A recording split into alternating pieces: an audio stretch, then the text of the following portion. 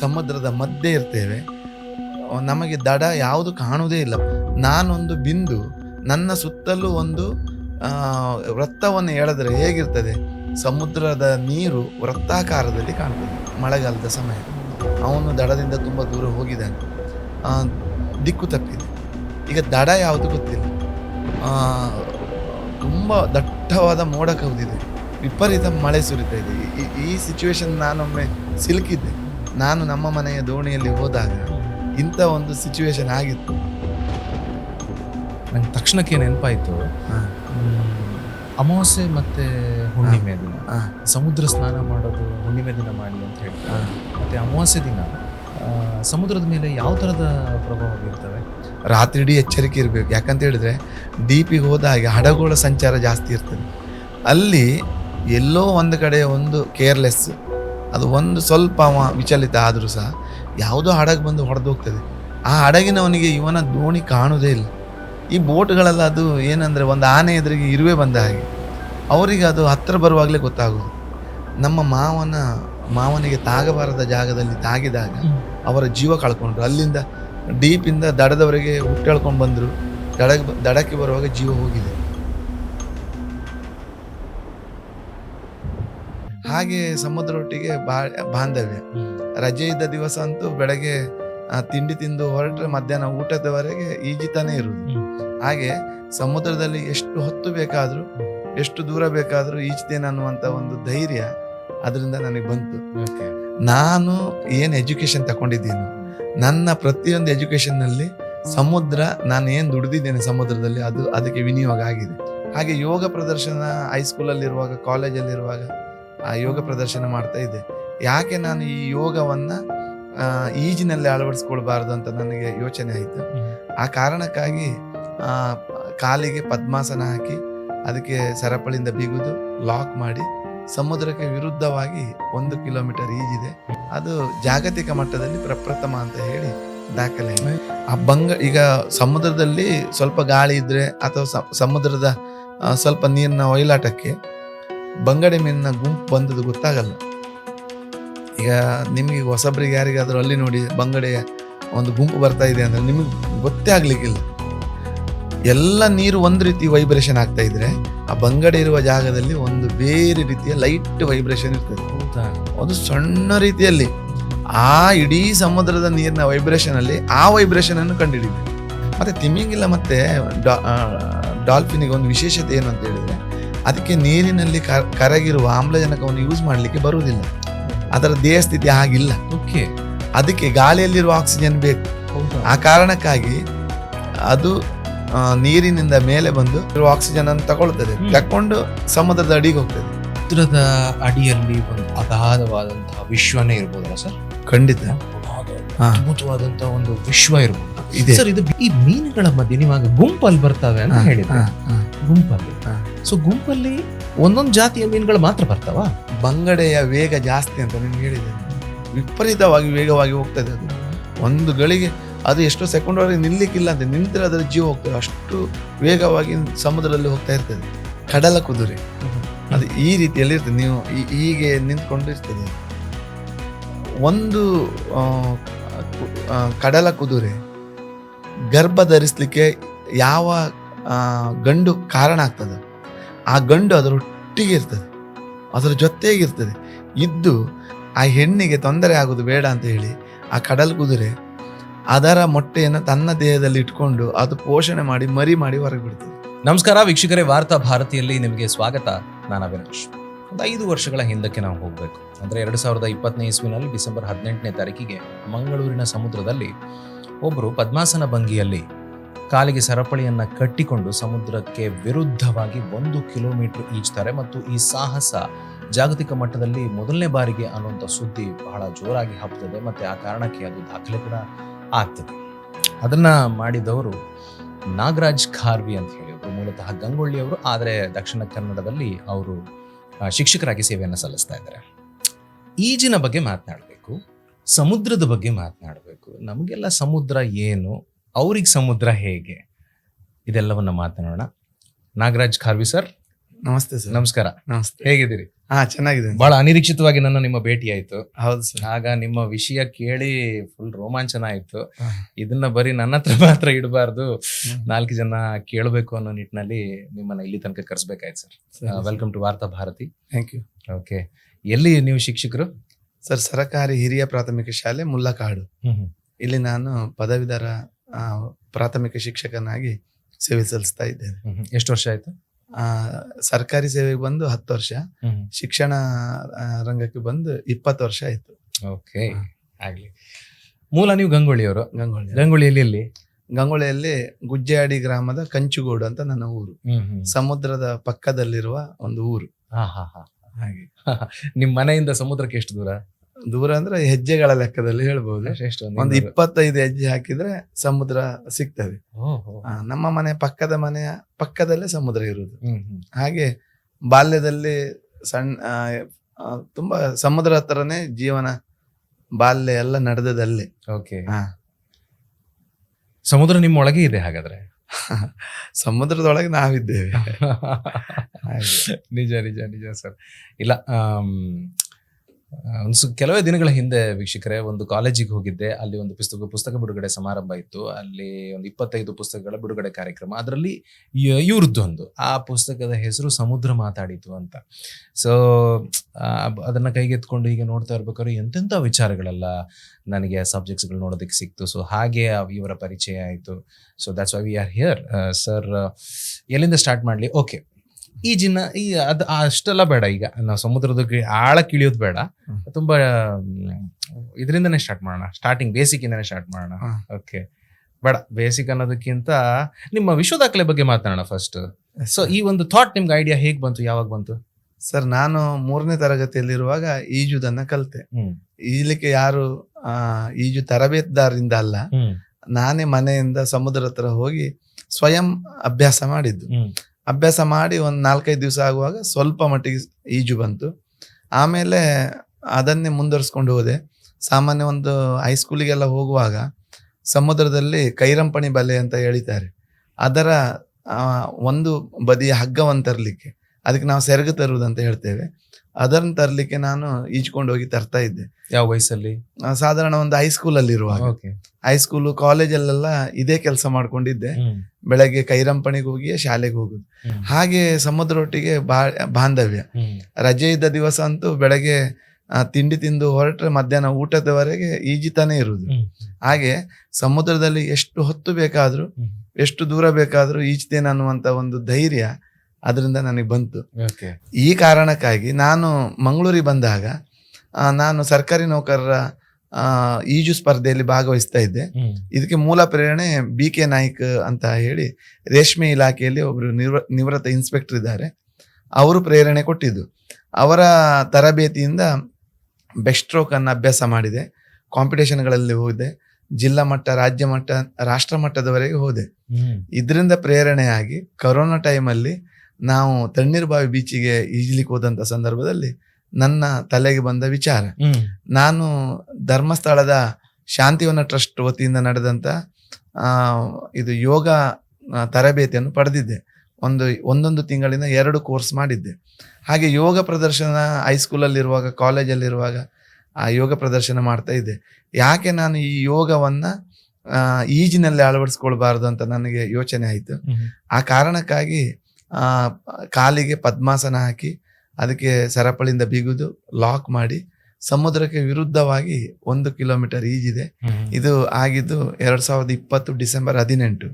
ಅದು ಜಾಗತಿಕ ಮಟ್ಟದಲ್ಲಿ ಪ್ರಪ್ರಥಮ ಅಂತ ಹೇಳಿ ದಾಖಲೆ. ನಂಗೆ ಗೊತ್ತಿದೆ ಇದ್ರ ಬಗ್ಗೆ, ಸುದ್ದಿ ಎಲ್ಲ ಪತ್ರಿಕೆಗಳಲ್ಲಿ ನೋಡಿದ್ದು, ವೆಬ್ಸೈಟ್ಗಳಲ್ಲಿ ನೋಡಿದ್ದು. ಮತ್ತೆ ನಾನು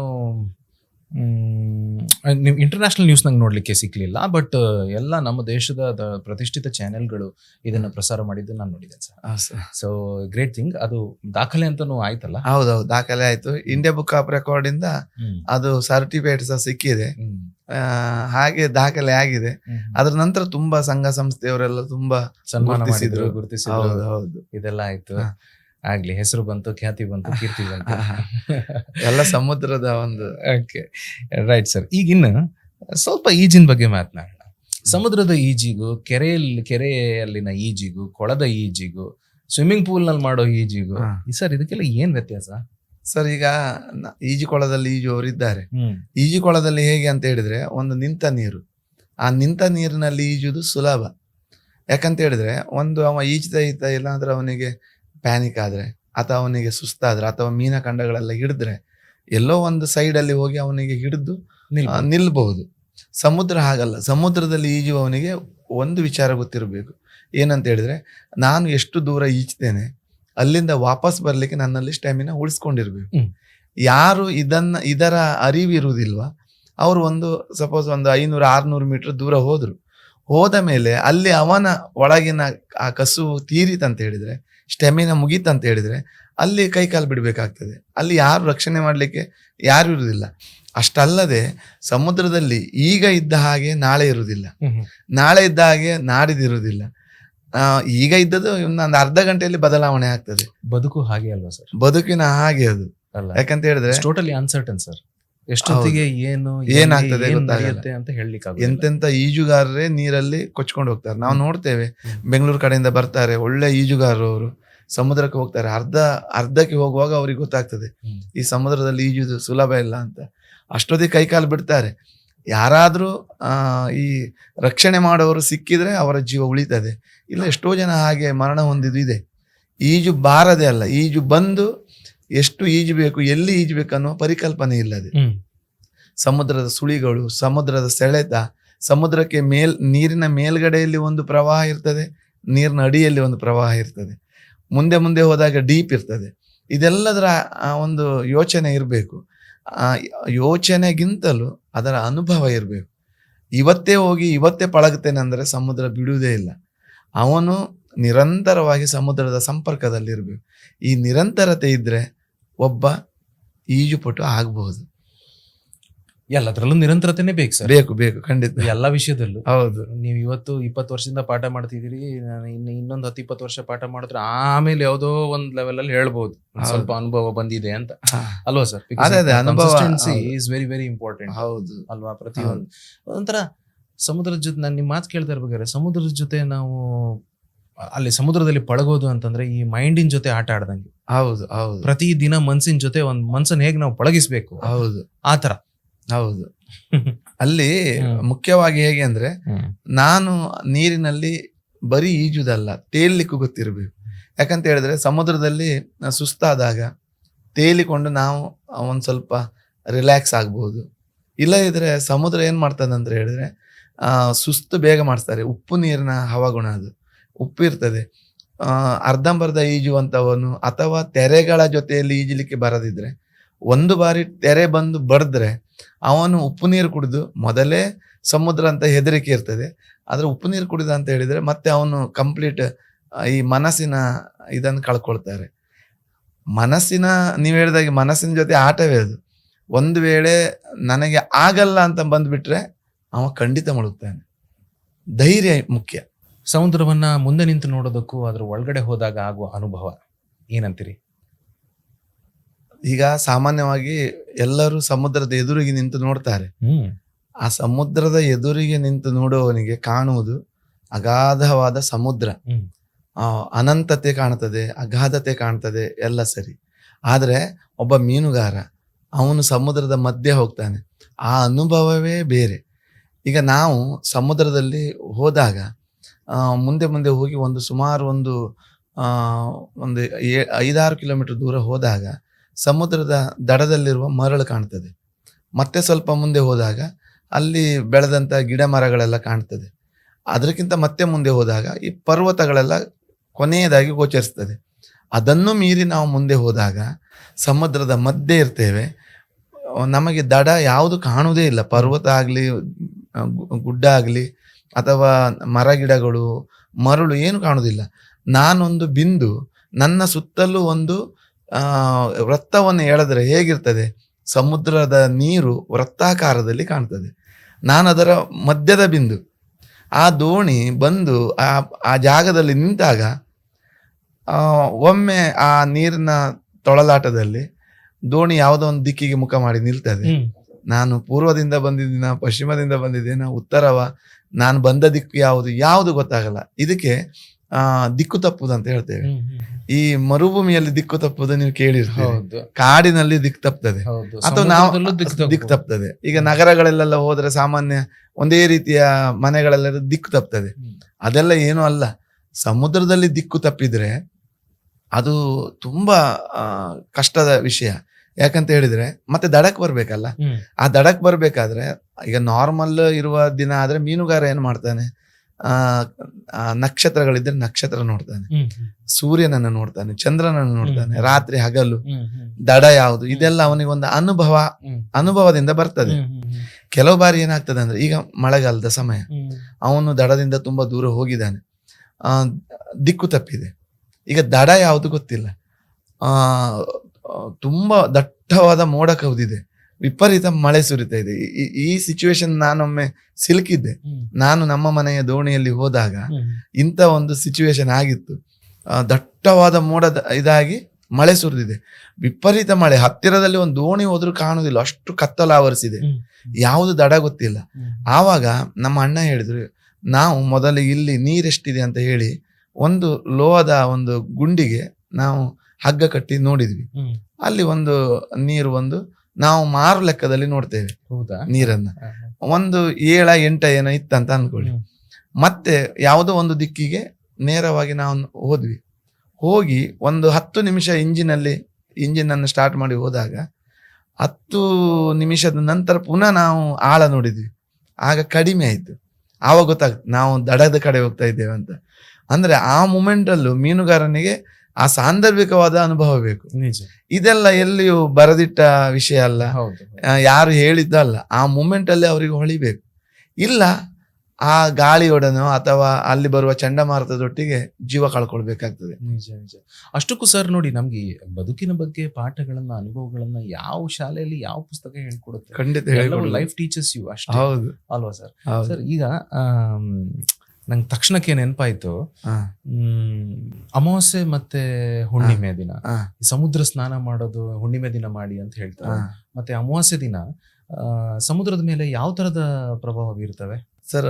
ಈ ಅಮಾವಾಸ್ಯೆ ಮತ್ತೆ ಹುಣ್ಣಿಮೆ ಇದಕ್ಕೆಲ್ಲ ಸೂರ್ಯ, ಚಂದ್ರ ಮತ್ತು ಭೂಮಿಯ ಆ 3 ಆಕಾಶಗಾಯಗಳ ಒಂದು ಪರಸ್ಪರ ಆಕರ್ಷಣೆ ಇರ್ತದೆ. ಈ ಆಕರ್ಷಣೆ, ಅದರಲ್ಲೂ ಚಂದ್ರನ ಆಕರ್ಷಣೆ ಭೂಮಿ ಮೇಲೆ ಹೆಚ್ಚು. ಗಾತ್ರದಲ್ಲಿ ಸೂರ್ಯ ದೊಡ್ಡವನಿರ್ಬಹುದು, ಆದ್ರೆ ನಮಗೆ ಹತ್ತಿರ ಇರುವಂತ ಒಂದು ಉಪಗ್ರಹ ಅದು ಚಂದ್ರ. ಚಂದ್ರನ ಒಂದು ಅಗಾಧವಾದ ಆಕರ್ಷಣೆ ಇದೆಯಲ್ಲ, ಅದು ನೀರನ್ನೇ ಸೆಳೀತದಂತೆ, ಅಷ್ಟು ಆಕರ್ಷಣೆ ಇರ್ತದೆ. ಈ ಸಂದರ್ಭದಲ್ಲಿ ಆಟೋಮೆಟಿಕಲಿ ಸಮುದ್ರದಲ್ಲಿ ಉಬ್ಬರ ಸ್ಟಾರ್ಟ್ ಆಗ್ತದೆ. ಉಬ್ಬರ ದಿನ ಇದು ಅಮಾವಾಸ್ಯೆ ದಿನ. ಅಮಾವಾಸ್ಯೆ ದಿವಸವೂ ಸಮುದ್ರದ ತೆರೆಗಳು ಹೆಚ್ಚು, ಹುಣ್ಣಿಮೆಯಲ್ಲೂ ಹಾಗೆ. ಅದೆರಡು ಕಂಪ್ಲೀಟ್ ನಮಗೆ ಒಂದು ಮಧ್ಯಂತರವಾಗಿ ಬರುವ ಕಾರಣ ಆ 2 ದಿನಗಳಲ್ಲಿ ಸಮುದ್ರದಲ್ಲಿ ಅಬ್ಬರ ಇರ್ತದೆ, ಉಬ್ಬರ ಇರ್ತದೆ. ಈ ಸಂದರ್ಭದಲ್ಲಿ ಮೀನುಗಾರಿಕೆಗೆ ಹೋಗುವಾಗ್ಲೂ ಸ್ವಲ್ಪ ಜಾಗ್ರತೆ ವಹಿಸ್ಬೇಕಾಗ್ತದೆ. ಅದು ಸಮುದ್ರದ ನೀರಾಯ್ತಲ್ಲ, ನಾನು ನಮ್ಮ ಊರಿನಲ್ಲಿ ಕಂಡುಕೊಂಡ ಹಾಗೆ ಅದು ಭರತ, ಇಳಿತ, ಅಮಾವಾಸ್ಯೆ, ಹುಣ್ಣಿಮೆ ಇದೆಲ್ಲ ನಮ್ಮ ಮೇಲೂ ಪ್ರಭಾವ ಇರ್ತದೆ. ನಾವ್ ಹೇಳ್ತೇವೆ ನೋಡಿ, ಅಮಾವಾಸ್ಯೆ ದಿವಸ ಅವ ವಿಚಿತ್ರವಾಗಿ ವರ್ತಿಸ್ತಾನೆ. ಕರೆಕ್ಟ್. ಅಂದ್ರೆ ಮಾನಸಿಕವಾಗಿ ನಾವು ಗಟ್ಟಿ ಇದ್ರೆ ಅದರ ಪ್ರಭಾವ ಅಷ್ಟು ಗೊತ್ತಾಗಲ್ಲ. ಸ್ವಲ್ಪ ಮೈಂಡ್ ಸ್ವಲ್ಪ ವೀಕ್ ಇದೆ ಅಂದ್ರೆ ಅದರ ಪ್ರಭಾವ ತುಂಬಾ ಆಗ್ತದೆ. ಈಗ ಭರತ ಇಳಿತ ನೋಡಿ, ನಾವು ಸಾಮಾನ್ಯ ಭರತ ಇಳಿತ ಅಂತ ಹೇಳುದು ಯಾವಾಗ ಅಂತ ಹೇಳಿದ್ರೆ ತೆರೆ ದೊಡ್ಡದು ಬರ್ತದೆ, ಚಿಕ್ಕದು ಬರ್ತದೆ ಅಂತ ಅಂದ್ಕೊಳ್ತೇವೆ. ಆಕ್ಚುಲಿ ಹಾಗಲ್ಲ. ಅದು ಭರತ ಮತ್ತು ಇಳಿತ ಅಂತ ಹೇಳಿದ್ರೆ, ಭರತದಲ್ಲಿ ಸಮುದ್ರದ ನೀರಿನ ಮಟ್ಟವೇ ಹೆಚ್ಚಾಗುದು. ಸುಮಾರು 5-6 ಅಡಿಯವರೆಗೆ ಹೆಚ್ಚಾಗ್ತದೆ. ಅಷ್ಟು ಹೈಟ್ ಹೋಗ್ತದೆ. ಅದು ಹೈಟ್ ಹೋದಾಗ ಸಮುದ್ರ ಮುಂದೆ ಬರಲೇಬೇಕು. ಮುಂದೆ ಬಂದಾಗ ಭರತ ಉಂಟಾಗ್ತದೆ. ಅದು ಇಳಿಯುವಾಗ ಇಳಿತ ಉಂಟಾಗ್ತದೆ. ಇದು ದಿನಕ್ಕೆ 2 ಬಾರಿ ಭರತ, 2 ಬಾರಿ ಇಳಿತ ಉಂಟಾಗ್ತದೆ. ಸಮುದ್ರ ದಂಡೆಯಲ್ಲಿದ್ದವರಿಗೆ ನೀವು ಯಾರ ಹತ್ರ ಬೇಕಾದ್ರು ಕೇಳಿ, ಅವ್ರು ಹೇಳ್ತಾರೆ ಈಗ ಇಳಿತ, ಇನ್ನೊಂದು 6 ಗಂಟೆಯಲ್ಲಿ ಭರತ ಸ್ಟಾರ್ಟ್ ಆಗ್ತದೆ, ಇನ್ನು 6 ಗಂಟೆಯಲ್ಲಿ ಇಳಿತ, ಇನ್ನು 6 ಗಂಟೆಯಲ್ಲಿ ಸುಮಾರು ಒಂದು 24 ಗಂಟೆಯಲ್ಲಿ 4 ಭಾಗ ಮಾಡಿದ್ರೆ 6 ಗಂಟೆ ಲೆಕ್ಕದಲ್ಲಿ ದಿವಸಕ್ಕೆ ಒಂದು 3/4 ಗಂಟೆ ಮುಂದೆ ಹೋಗ್ತದೆ. ಆ ರೀತಿಯಲ್ಲಿ ಭರತ ಇಳಿತಗಳು ಉಂಟಾಗ್ತದೆ. ಇದು ನಾನು ಈಗಾಗಲೇ ಹೇಳಿದೆ, ಈ ಭರತ ಇಳಿತಗಳು ನಮ್ಮ ಮೇಲೆ ಪ್ರಭಾವ ಬೀರ್ತದೆ ಖಂಡಿತವಾಗಿ. ನಮ್ಮ ಊರಲ್ಲಿ ಈಗ ನಾವು ತರಕಾರಿಯ ಏನೋ ಕೊಯ್ಯುವಾಗ ಬ್ಲೇಡ್ ಅಥವಾ ಚಾಕು ಕೈಗೆ ತಾಗ್ತದೆ. ನಮ್ಮ ಮನೆಯಲ್ಲಿ ಫಸ್ಟ್ ಕೇಳೋ ಪ್ರಶ್ನೆ ಅಂತ ಗೊತ್ತಾ, ಸಮುದ್ರದಲ್ಲಿ ಭರತವೇ ಇಳಿತಾವ ಅಂತ. ಭರತ ಇದ್ರೆ ಬ್ಲೀಡಿಂಗ್ ಜಾಸ್ತಿ. ಇಳಿತ ಇದ್ರೆ ಕಡಿಮೆ. ಹಾಗಾದ್ರೆ ನಮ್ಮ ಮೇಲೂ ಸಹ ಈ ಭರತ ಇಳಿತ, ಅಮಾವಾಸ್ಯೆ ಹುಣ್ಣಿಮೆ ಪ್ರಭಾವ ಇರ್ತದೆ. ಯಾಕಂದ್ರೆ ನಮ್ಮ ದೇಹವು ಸಹ ಸುಮಾರು 60-70% ನೀರೇ ಇರುವುದು. ಸಮುದ್ರದಲ್ಲಿ 60-70% ನೀರೇ ಇರುವುದು. ಅಂದ್ರೆ ಅಲ್ಲಿ ನೀರಲ್ಲಿ ಹೇಗೆ ಬದಲಾವಣೆ ಆಗ್ತದೋ ನಮ್ಮ ದೇಹದೊಳಗೆ ಆಗ್ತದೆ. ನಮ್ಮ ಮನೆಯ ಬಾವಿಯಲ್ಲೂ ಸಹ ಭರತದ ಸಂದರ್ಭದಲ್ಲಿ ನೀರಿನ ಮಟ್ಟ ಹೆಚ್ಚಾಗ್ತದೆ. 1-2 ಕಲ್ಲು ನೀರು ಮೇಲೆ ಬರ್ತದೆ, 2 ಅಡಿ ಮೇಲೆ ಬರ್ತದೆ. ಆದ್ರೆ ನಮ್ಮ ಮನೆಯ ಬಾವಿಗೂ ಸಮುದ್ರಕ್ಕೂ ನೇರ ನೀರಿನ ಲಿಂಕ್ ಇಲ್ಲ. ಅದು ಸಿಹಿ ನೀರು. ಆದ್ರೆ ಆ ನೀರಿನ ಮೇಲೆ ಒತ್ತಡ ಬೀಳ್ತದೆ. ಇದು ನೋಡಿ, ಅಂದ್ರೆ ನಾವು ಅಂದ್ಕೊಳ್ಬಹುದು ಸಮುದ್ರಕ್ಕೂ ನಮಗೂ ಸಂಬಂಧವಿಲ್ಲ ಅಂತ. ಆದ್ರೆ ಭೂಮಿಯ ನೀರಿನ ಪ್ರತಿಯೊಂದು ಅಣುವಿಗೂ ನಮ್ಮ ದೇಹದ ರಕ್ತದ ಪರಿಚಲನೆಗೂ ಸಂಬಂಧ ಇದೆ ಸರ್. ಮತ್ತೆ ಇನ್ನೊಂದು ಕೇಳಿದ್ದೆ, ಈ ಅಮಾವಾಸ್ಯೆ ದಿನ ಎಲ್ಲ ಮಾಂಸ ಜಾಸ್ತಿ ಅಂತ, ಮೀನಲ್ಲಿ, ಮೊಳಿಯಲ್ಲಿ, ಏಡಿಗಳಲ್ಲೆಲ್ಲ ಜಾಸ್ತಿ ಮಾಂಸ, ಹುಣ್ಣಿಮೆಯಲ್ಲಿ ಕಡಿಮೆ ಅಂತ ಹೇಳ್ತಾರೆ. ಅದು ಏನಂತ ಹೇಳಿದ್ರೆ, ಏಡಿಗಳಲ್ಲಿ ಒಂದು ವಿಶೇಷತೆ ಇದೆ. ಅದು ನೀವು ಗಮನಿಸ್ತಿದ್ದೀರಿಲ್ಲ ಗೊತ್ತಿಲ್ಲ. ನೀವು ಏಡಿಯ ಒಂದು ಕಾಲನ್ನ ತೆಗೆದ್ರೆ ಹೊಸ ಕಾಲು ಬರ್ತದೆ. ಈಗ ನಮ್ಮ ಮನುಷ್ಯನ ಒಂದು ಕೈ ಕಟ್ ಮಾಡಿ ಹಾಕಿದ್ರೆ ಹೊಸತ್ ಬರುವುದಿಲ್ಲ, ಏಡಿಗಳಲ್ಲಿ ಬರ್ತದೆ. ಯಾವುದೇ ಒಂದು ಕಾಲು ಕಟ್ಟಾದ್ರೆ ಹೊಸತ್ ಬರ್ತದೆ. ಮತ್ತು ಅದು ನಿಗದಿತ ಈ ಪರಿಮಿತಿಯಲ್ಲಿ ಇಷ್ಟು ಸಮಯದಲ್ಲಿ ಅದರ ಮೇಲಿನ ಕವಚವನ್ನ ತೆಗೆದು ಬಿಸಾಡ್ತದೆ. ಆಮೇಲೆ ಹೊಸತ್ತು ಬರ್ತದೆ ಅದಕ್ಕೆ. ಈ ಹಾವುಗಳು ಪೊರೆ ಬಿಡ್ತದಲ್ಲ, ಹಾಗೆ ಏಡಿಗಳು ಚಿಪ್ಪನ್ನ ಬಿಡ್ತದೆ. ಆ ಚಿಪ್ಪು ಬಿಡಲಿಕ್ಕೆ ಅದಕ್ಕೆ ಕೈ ಕಾಲುಗಳನ್ನ, ದೇಹವನ್ನ ಮುಟ್ಟಿ ಎಳಿಲಿಕ್ಕೆ ಆಗಲ್ಲ. ಈಗ ನಾವು ಒಂದು ಬಟ್ಟೆಯನ್ನ ತೆಗಿಬೇಕಾದ್ರೆ ನಮ್ಮ ಕೈಯಿಂದ ನಾವು ಯೂಸ್ ಮಾಡ್ಕೊಳ್ತೇವೆ. ಬಟ್ ಏಡಿಗಳಿಗೆ ತನ್ನ ಬೆನ್ನ ಮೇಲಿನ ಈ ಸಿಪ್ಪೆಯನ್ನು ತೆಗಿಲಿಕ್ಕೆ ಅದಕ್ಕೆ ಆಗಲ್ಲ. ಈ ಸಮುದ್ರದಲ್ಲಿ ಆಟೋಮೆಟಿಕಲಿ ಈ ಹುಣ್ಣಿಮೆಯ ದಿವಸ ಎಲ್ಲ ನಾನು ಹೇಳಿದೆ, ಈಗ ಅಬ್ಬರ ಇರ್ತದೆ. ಆ ಸಂದರ್ಭದಲ್ಲಿ ನೀರಿನ ಫೋರ್ಸ್ ಹೆಚ್ಚಿರ್ತದೆ. ಅದಕ್ಕೆ ಅದರ ದೇಹದ ಸಿಪ್ಪೆಯನ್ನ ತೆಗೆಯಲಿಕ್ಕೆ ಅದು ಪ್ರಸಕ್ತವಾದ ಟೈಮ್ ಅದು. ಆ ಪ್ರಕೃತಿಯ ಜೊತೆಯಲ್ಲಿ ಅದು ಸ್ವಲ್ಪ ಅದರೊಟ್ಟಿಗೆ ಸ್ಪಂದಿಸಿದ್ರೆ ಅದರ ಮೈ ಮೇಲಿನ ಚಿಪ್ಪು ಹೋಗ್ತದೆ. ಚಿಪ್ಪು ಹೋದಾಗ ದೇಹ ಸ್ಮೂತ್ ಇರ್ತದೆ, ಮೃದು ಇರ್ತದೆ. ನಮ್ಗೆ ಅದನ್ನು ನೋಡುವಾಗ ಏನ್ ಅನ್ನಿಸ್ತದೆ, ಇದಕ್ಕೆ ಮಾಂಸ ಕಡಿಮೆ ಇದೆ ಅದೆಲ್ಲ ಅನ್ನಿಸ್ತದೆ. ಆಕ್ಚುಲಿ ಅದರದ್ದು ಒಂದು ದೇಹ ಸ್ಥಿತಿಯನ್ನು ಅದು ಪುನಃ ಉತ್ತಮ ಮಾಡ್ಕೊಳ್ಳುದು. ಮನುಷ್ಯನ ದೇಹದಲ್ಲೂ ಆಗ್ತದೆ. ಜೀವಕೋಶಗಳು ದಿನನಿತ್ಯ ಲಕ್ಷಾಂತರ ಸಾಯ್ತದೆ, ಲಕ್ಷಾಂತರ ಹುಟ್ಟಿಕೊಳ್ತದೆ. ಅದರದ್ದು ಚಿಪ್ಪು ಹೋಗ್ತದೆ, ಹಾವಿದ್ದು ಪೊರೆ ಹೋಗ್ತದೆ, ಹಾಗೆ ಚೇಳಿದ್ದು ಹೋಗ್ತದೆ, ಹೀಗೆಲ್ಲ ಆಗ್ತದೆ. ಅದು ಪ್ರಕೃತಿಯ ಒಂದು ವಿಸ್ಮಯ. ಇನ್ನು ಮೀನುಗಾರರ ಬಗ್ಗೆ ಕೇಳಬೇಕು ಸರ್. ನಾವೇನು ಇಲ್ಲಿ ಒಳ್ಳೆ ಹೋಟ್ಲಿಗೆ ಹೋಗಿ ಬಂಗಡೆ ಉಂಡ, 3 ಉಂಡ, ಅವು ಉಂಡ, 1 ಉಂಡ ಅಂತ ಆರಾಮಾಗಿ ತಿಂದು ದುಡ್ಡು ಕೊಟ್ಟು ಬರುವಂತವ್ರು ಸರ್. ಬಟ್ ಅವರು ಆಳ ಸಮುದ್ರಕ್ಕೆ ಹೋಗಿ ಅಲ್ಲಿ ಅವರು ಮೀನುಗಾರಿಕೆಯನ್ನ ಮಾಡಿ ತಮ್ಮ ಜೀವನವನ್ನೇ ಅಲ್ಲಿ ಒಂಥರ ಪಣಕ್ಕಿಟ್ಟು ವಾಪಸ್ ಬರುವಂತಹ ಅವ್ರದ್ದು ಉದ್ಯೋಗ ಇದೆಯಲ್ಲ. ಅಂಡ್ ಮೋರ್ ಓವರ್ ನಮ್ದು ಈ ಪರ್ಟಿಕ್ಯುಲರ್ಲಿ ಕೋಸ್ಟಲ್ ಕರ್ನಾಟಕ ನಾವು ನಿಂತಿರೋದೇ ಮೀನುಗಾರಿಕೆ. ಸೊ ಆಳ ಸಮುದ್ರದಲ್ಲಿ ಅವ್ರ ಬದುಕು ಹೇಗಿರುತ್ತೆ, ಅವರು ಫೇಸ್ ಮಾಡುವಂತ ಚಾಲೆಂಜಸ್ ಗಳೆಲ್ಲ ಏನೇನು ಸರ್? ನಾನು ಹೇಳ್ಬೇಕು ನಿಮ್ಗೆ, ಒಂದ್ಸಲ ಆದ್ರೂ ಅವ್ರ ಜೊತೆ ಹೋಗ್ಬೇಕು, ಅದನ್ನ ಎಕ್ಸ್ಪೀರಿಯನ್ಸ್ ಮಾಡ್ಬೇಕು. ಯಾರೋ ಒಬ್ರು ಹೇಳಿದ್ರು ವಾಂತಿ ಬರುತ್ತೆ, ಬರ್ಲಿ ಅನುಭವ ಉಮ್ಮಳಿಸಿ ಬರ್ತದೆ. ಸರ್ ವಾಂತಿ ಬರೋದು ಯಾಕೆ, ಅದು ಕೂಡ ಒಂದು ಪ್ರಶ್ನೆ. ಬಟ್ ಆಳ ಸಮುದ್ರದಲ್ಲಿ ಅವರ ಚಾಲೆಂಜಸ್ ಏನೇನು ಹೇಳಿ ಸರ್. ಸರ್ ಏನಂದ್ರೆ, ಸಮುದ್ರದ ನೀರಿನ ಮೇಲೆ ಭೂಮಿಯ ಪರಿಚಲನೆ ಅಂದ್ರೆ ಭೂಮಿ ತಿರುಗ್ತದೆ. ನಾನು ಈಗಾಗಲೇ ಹೇಳಿದೆ, ಸೂರ್ಯನ ಆಕರ್ಷಣೆ, ಚಂದ್ರನ ಆಕರ್ಷಣೆ, ಜೊತೆಯಲ್ಲಿ ಗಾಳಿಯ ಒಂದು ಬೀಸುವಿಕೆ. ಮತ್ತೆ ಇನ್ನೊಂದಿದೆ, ಭೂಮಧ್ಯ ರೇಖೆಯಲ್ಲಿ ವಿಪರೀತವಾದ ನೀರು ಆವಿಯಾಗಿ ಮೇಲೆ ಹೋಗ್ತದೆ. ಈ ಎಲ್ಲ ಕಾರಣಗಳಿಗಾಗಿ ಸಮುದ್ರದಲ್ಲಿ ತೆರೆ ಬರ್ತದೆ. ತೆರೆ ಬರುವ ದಡದಲ್ಲಿ ಬಂದು ಬಡಿದ್ರು ಅದರ ಪ್ರಭಾವ ಸಮುದ್ರದ ಮಧ್ಯದಲ್ಲೂ ಇರ್ತದೆ. ಅದಕ್ಕೆ ನಮ್ಮ ಕೊಂಕಣಿಯಲ್ಲಿ ಲಂಬಾರಿ ಅಂತ ಹೇಳ್ತೇವೆ. ತೆರೆಗಳು ಫೋಲ್ಡ್ ಆಗುದಿಲ್ಲ, ಬಟ್ ಹೈಟ್ ಅಲ್ಲಿ ಬರ್ತದೆ. ಅದು ಮೇಲೆ ಬರುದು, ಕೆಳಗೆ ಹೋಗುದು ಆಗ್ತಾ ಇರ್ತದೆ, ನಿರಂತರವಾಗಿ ಆಗ್ತದೆ. ನೀವು ದೋಣಿಯಲ್ಲಿ ಇಂಜಿನ್ ಸ್ಟಾರ್ಟ್ ಮಾಡಿ ಹೋಗುವಾಗ ಅದು ನಿಮಗೆ ರೋಲಿಂಗ್ ಆದ್ದು ಗೊತ್ತಾಗಲ್ಲ. ನೀರಲ್ಲಿ ಹೋಗಿ ನಿಲ್ಬೇಕು. ಆವಾಗ ಒಮ್ಮೆ ದೋಣಿ ಮೇಲೆ ಹೋಗುದು, ಕೆಳಗೆ ಬರುದು, ಮೇಲೆ ಹೋಗುದು. ಇದಾಗುವಾಗ ಆಟೋಮೆಟಿಕಲಿ ನಿಮಗೆ ವಾಮಿಟ್ ಬರ್ತದೆ, ಒಳಗಡೆ ತೊಳಸಿದಾಗ ಆಗ್ತದೆ. ಅದು ಎಲ್ಲಿವರೆಗೆ ಅಂದ್ರೆ, ಹೊಸಬ್ರು ಕೆಲವರು ವಾಂತಿ ಮಾಡಿ ಒಟ್ಟೊಳಗಿದ್ದೆಲ್ಲ ಖಾಲಿ, ಆಮೇಲೆ ರಕ್ತವೇ ಬರ್ಬೇಕು, ಅಲ್ಲಿವರೆಗೆ ಆಗ್ತದೆ.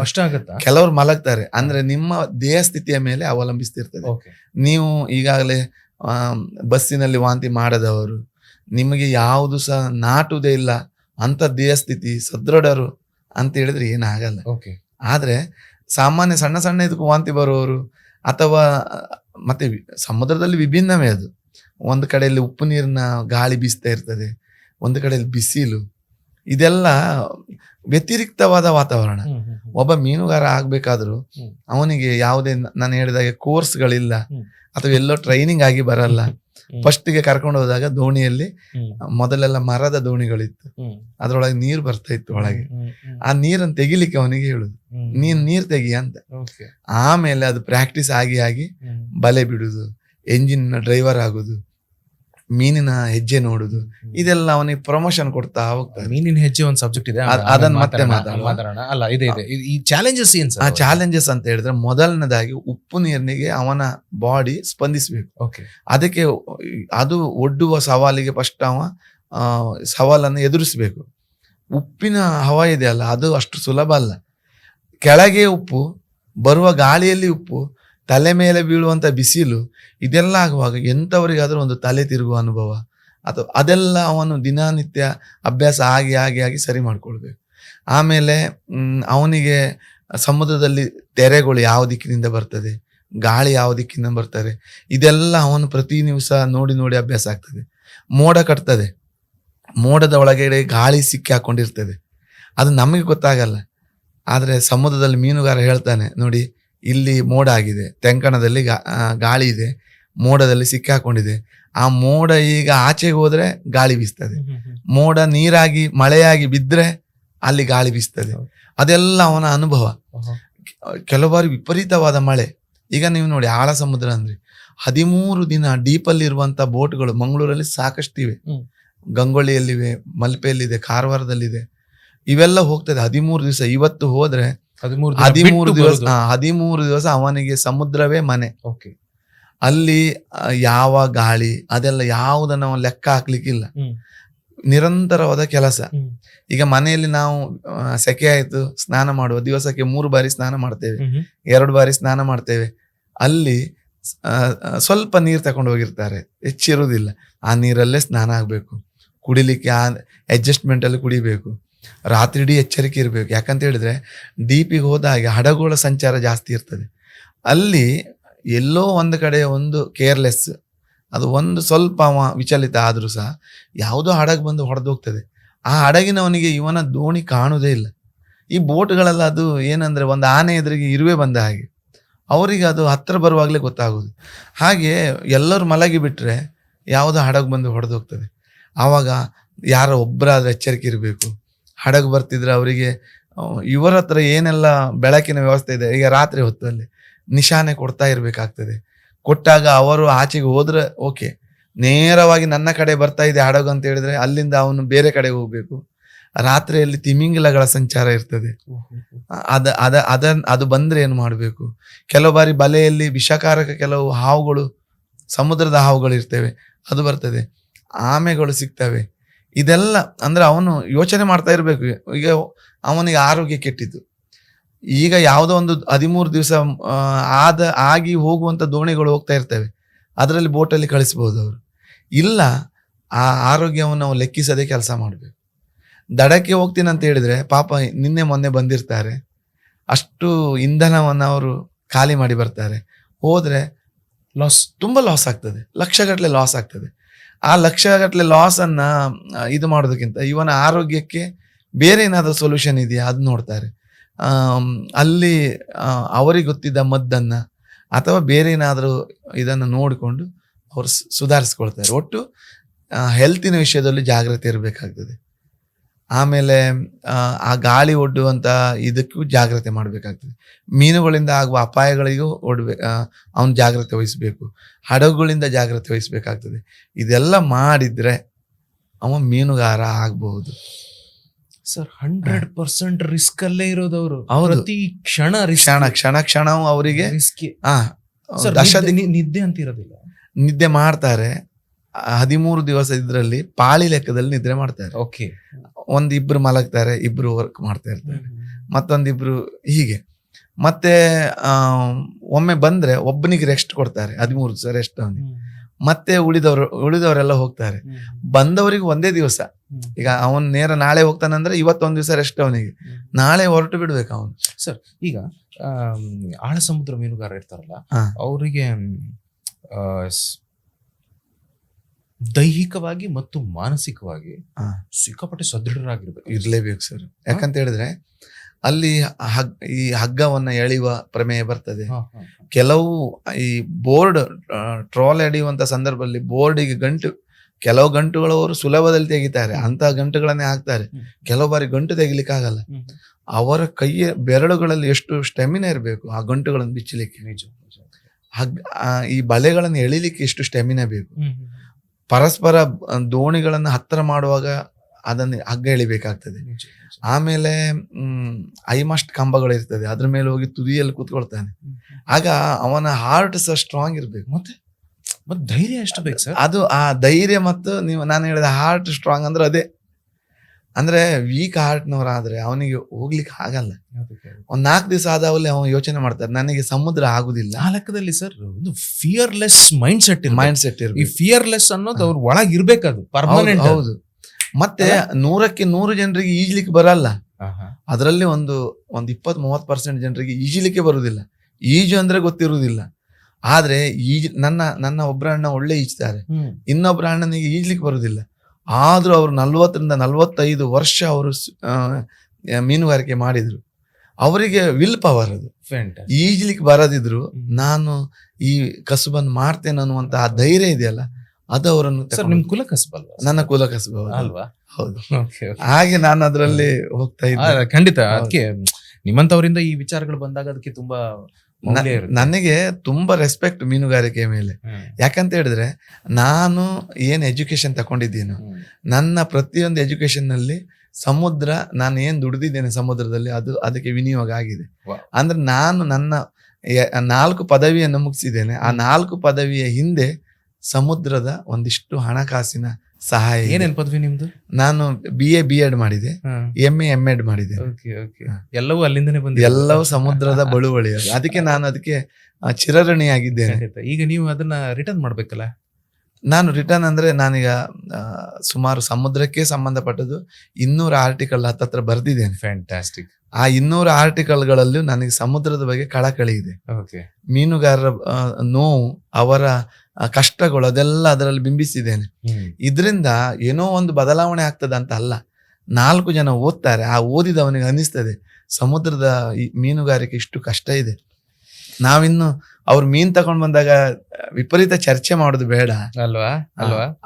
ಅವರ ಜೀವಕ್ಕೆ ಬೆಲೆ ಇದೆ, ಅವರ ಮೀನಿಗೆ ವ್ಯಾಲ್ಯೂ ಇದೆ ಅನ್ನೋದು ಅಟ್ಲೀಸ್ಟ್ ಒಂದು ಓದುವವರಿಗೆ ಅದ್ರ ಗೊತ್ತಾಗ್ತದೆ. 20 ರೂಪಾಯಿಗೆಲ್ಲ 10 ರೂಪಾಯಿಗೆ ರಡ್ ಎಕ್ಸ್ಟ್ರಾ ಪಾಡ್ಲೆ ಅಂದ್ರೆ ಯಾವ ತರ ಚರ್ಚೆ ನಡೀತದೆ ಏನು ಅನ್ನೋದು ಅಲ್ಲ. ರಿಯಲಿ ಸರ್, ಅಂದ್ರೆ ಅದಕ್ಕಿಂತಲೂ ಮೀನು ಹಿಡಿಯುವವನಿಗಿಂತಲೂ ಈ ಮೇಲೆ ತಂದು ಮಾರ್ತಾರಲ್ಲ, ಆ ದಳ್ಳಾಳಿಗಳಿಗೆ ಹೆಚ್ಚು ಹಣ ಹೋಗ್ತದೆ ಅಲ್ವಾ? ಅವನಿಗೆ ಸಿಗುವಂತದ್ದು, ಆ ಮೀನುಗಾರನಿಗೆ ಸಿಗುವಂತದ್ದು ಅತ್ಯಲ್ಪ. ಆದ್ರೆ ಅದರ ನಂತರ, ಯಾಕೆಂದ್ರೆ ಸಮುದ್ರದ ಮೀನುಗಾರಿಕೆ ಲಕ್ಷಾಂತರ ಜನರಿಗೆ ಉದ್ಯೋಗ ಕೊಟ್ಟಿದೆ. ಅದರ ಹಿಂದೆ ತುಂಬಾ ಉದ್ಯೋಗಗಳು ಸೃಷ್ಟಿಯಾಗಿವೆ. ಈ ಉದ್ಯೋಗಿಗಳಿಗೆಲ್ಲವೂ ಸಮುದ್ರ, ಆದ್ರೆ ಅಲ್ಲಿ ದಳ್ಳಾಳಿಗಳು ಸಹ ಇರ್ತಾರೆ. ಅವರು ವಿಪರೀತವಾಗಿ ಅದರ ಮಾರ್ಜಿನ್ ಅನ್ನು ಇಟ್ಕೊಂಡು ಲಾಭ ಹೊಡಿತಾರೆ. ಓಕೆ ಸರ್, ಈಗ ಮೀನಿನ ಬಗ್ಗೆ, ಸಮುದ್ರ ಅಂದ್ರೆ ಮೀನಿನ ಬಗ್ಗೆ ಮಾತನಾಡಲೇಬೇಕು. ನೀವು ಮಾತಲ್ಲೇ ಬಂತದ್ದು ಮೀನಿನ ಹೆಜ್ಜೆಗಳ ಬಗ್ಗೆ ಸ್ವಲ್ಪ ಮಾತಾಡೋಣ. ಏನ್ ಐ ಡೋಂಟ್ ನೋ, ನಂಗೇನ್ ಪ್ರಶ್ನೆ ಕೇಳಬೇಕು ಅಂತ ಗೊತ್ತಿಲ್ಲ, ಬಟ್ ನೀವು ಹೇಳ್ತಾ ಹೋಗಿ ಒಂದಷ್ಟು ಪ್ರಶ್ನೆಗಳು ಹುಟ್ಟುತ್ತವೆ. ಸರ್, ಈಗ ಮೀನು ಸಮುದ್ರಕ್ಕೆ ಹೋದ ತಕ್ಷಣ ಸಮುದ್ರ ತಗೊಂಡು ನೀನು ಮೀನು ತಗೊಂಡು ಹೋಗಂತ ಹೇಳಿ ದೋಣಿ ತುಂಬಿಸಿ ಕಳಿಸುವುದಿಲ್ಲ. ಅಲ್ಲಿ ಸಮುದ್ರದಲ್ಲಿ ಮೀನು ಎಲ್ಲಿದೆ ಗೊತ್ತಿರ್ಬೇಕು. ಓಕೆ, ಇವತ್ತು ನಾನು ಎಲ್ಲಿ ಹೋಗಿದ್ದೇನೆ, ನಾಳೆ ಅದರ ದಿಕ್ಕು ಯಾವ ಕಡೆಗೆ ಇರ್ಬೋದು. 24 hours ದಾಟಿ ಹೋಗಿರ್ತೇವೆ. ಇವತ್ತು 3 ಗಂಟೆಗೆ ಬೆಳಗ್ಗೆ ಹೋದಂತ ಮೀನುಗಾರ ಮೀನು ಹಿಡ್ಕೊಂಡು 10 ಗಂಟೆಗೆ ಬಂದ. ಆ ನೆಕ್ಸ್ಟ್ ಡೇ ಮತ್ತೆ 3 ಗಂಟೆ ಬೆಳಗ್ಗೆ ಎದ್ದು ಹೋಗ್ತಾನೆ ಅವನು. ಆವಾಗ ಆ ಮೀನು ಎಲ್ಲಿರ್ಬೋದು, ಅದನ್ನ ಯೋಚನೆ ಮಾಡುವ ಅನುಭವದಿಂದ ಬರ್ತದೆ ಅದು. ಆಯ್ತು, ಇದು ಸಾಮಾನ್ಯವಾಗಿ ಬಲೆ ನೀರಿನ ಅಡಿಯಲ್ಲಿ ಹಾಕಿದಾಗ ಮೀನು ತಾಗುವಂಥದ್ದು, ಸಿಗುವಂಥದ್ದು. ಮೀನನ್ನು ನೋಡಿ ಹಿಡಿಯುವಂಥದ್ದು ಅದು ಹೇಗೆ ಅಂತ ಹೇಳಿದ್ರೆ, ಈಗ ಬಂಗಡೆ ಮೀನು ಸಮುದ್ರದಲ್ಲಿ ಇದೆ ಅಂತ ಗೊತ್ತಾಗಬೇಕಾದ್ರೆ ಈಗ ಸಮುದ್ರದಲ್ಲಿ ಸ್ವಲ್ಪ ಗಾಳಿ ಇದ್ರೆ ಅಥವಾ ಸಮುದ್ರದ ಸ್ವಲ್ಪ ನೀರಿನ ಒಯ್ಲಾಟಕ್ಕೆ ಬಂಗಡೆ ಮೀನಿನ ಗುಂಪು ಬಂದದ್ದು ಗೊತ್ತಾಗಲ್ಲ. ಈಗ ನಿಮ್ಗೆ ಹೊಸಬ್ರಿಗೆ ಯಾರಿಗಾದ್ರೂ ಅಲ್ಲಿ ನೋಡಿ ಬಂಗಡೆಯ ಒಂದು ಗುಂಪು ಬರ್ತಾ ಇದೆ ಅಂದ್ರೆ ನಿಮಗೆ ಗೊತ್ತೇ ಆಗ್ಲಿಕ್ಕಿಲ್ಲ. ಎಲ್ಲ ನೀರು ಒಂದು ರೀತಿ ವೈಬ್ರೇಷನ್ ಆಗ್ತಾ ಇದ್ರೆ ಆ ಬಂಗಡೆ ಇರುವ ಜಾಗದಲ್ಲಿ ಒಂದು ಬೇರೆ ರೀತಿಯ ಲೈಟ್ ವೈಬ್ರೇಷನ್ ಇರ್ತದೆ. ಹೌದಾ? ಒಂದು ಸಣ್ಣ ರೀತಿಯಲ್ಲಿ ಆ ಇಡೀ ಸಮುದ್ರದ ನೀರಿನ ವೈಬ್ರೇಷನ್ ಅಲ್ಲಿ ಆ ವೈಬ್ರೇಷನ್ ಅನ್ನು ಕಂಡುಹಿಡಿಬೇಕು. ಒಂದು ಬಂಗಡೆ ಇನ್ನೊಂದು ರೀತಿ ಕಾಣಿಸಿಕೊಳ್ತದೆ. ಬೇರೆ ಎಲ್ಲ ಸಮುದ್ರದ ನೀರು ಹಸಿರು ನೀಲಿಯಾಗಿ ಕಾಣ್ತದೆ. ಆ ಜಾಗ ಲೈಟ್, ಅದಕ್ಕಿಂತಲೂ ಒಂದು ಚೂರು ಬಣ್ಣದಲ್ಲಿ ಬ್ಲ್ಯಾಕ್ ಇರ್ತದೆ ಆ ಅಷ್ಟು ಜಾಗದಲ್ಲಿ. ಆ ಜಾಗ ಯಾವ್ದಂತ ನೀವು ಫೈಂಡ್ ಔಟ್ ಮಾಡಬೇಕು. ಮತ್ತೆ ಅದಕ್ಕೆ ಬಲೆ ಹಾಕ್ಲಿಕ್ಕೆ ಹೋದಾಗ ಬಂಗಡೆಯ ವೇಗ ಅತಿ ಹೆಚ್ಚು. ಅದು ಅದರ ಎದುರಿಗೆ ಹೋಗಿ ಬಲೆ ಹಾಕ್ತಾ ಬರ್ಬೇಕು ರೌಂಡ್ ಅಲ್ಲಿ. ಒಂದು ಭೂತಾಯಿ ಆದ್ರೆ ವಿಪರೀತವಾಗಿ ಅದು ವೈಬ್ರೇಷನ್ ಮಾಡ್ತದೆ. ನಿಮಗೆ ನೀವು ದೋಣಿಗೆ ಹೋದ್ರೆ ನಿಮ್ಮನ್ನು ನೋಡಿ ಅವಿನಾಶ್ರೀ ಅಲ್ಲಿ ಭೂತಾಯಿಯ ಗುಂಪಿದೆ ಅಂದ್ರೆ ನೀವು ಆರಾಮಾಗಿ ಫೈಂಡ್ ಔಟ್ ಮಾಡ್ಬೋದು. ಅಷ್ಟು ನೀರಲ್ಲಿ ಏನು ಅಂದ್ರೆ ಮಳೆ ಬಂದಾಗೆ ಅಂತ ವೈಬ್ರೇಷನ್ ಆಗ್ತದೆ ಭೂತಾಯಿದು.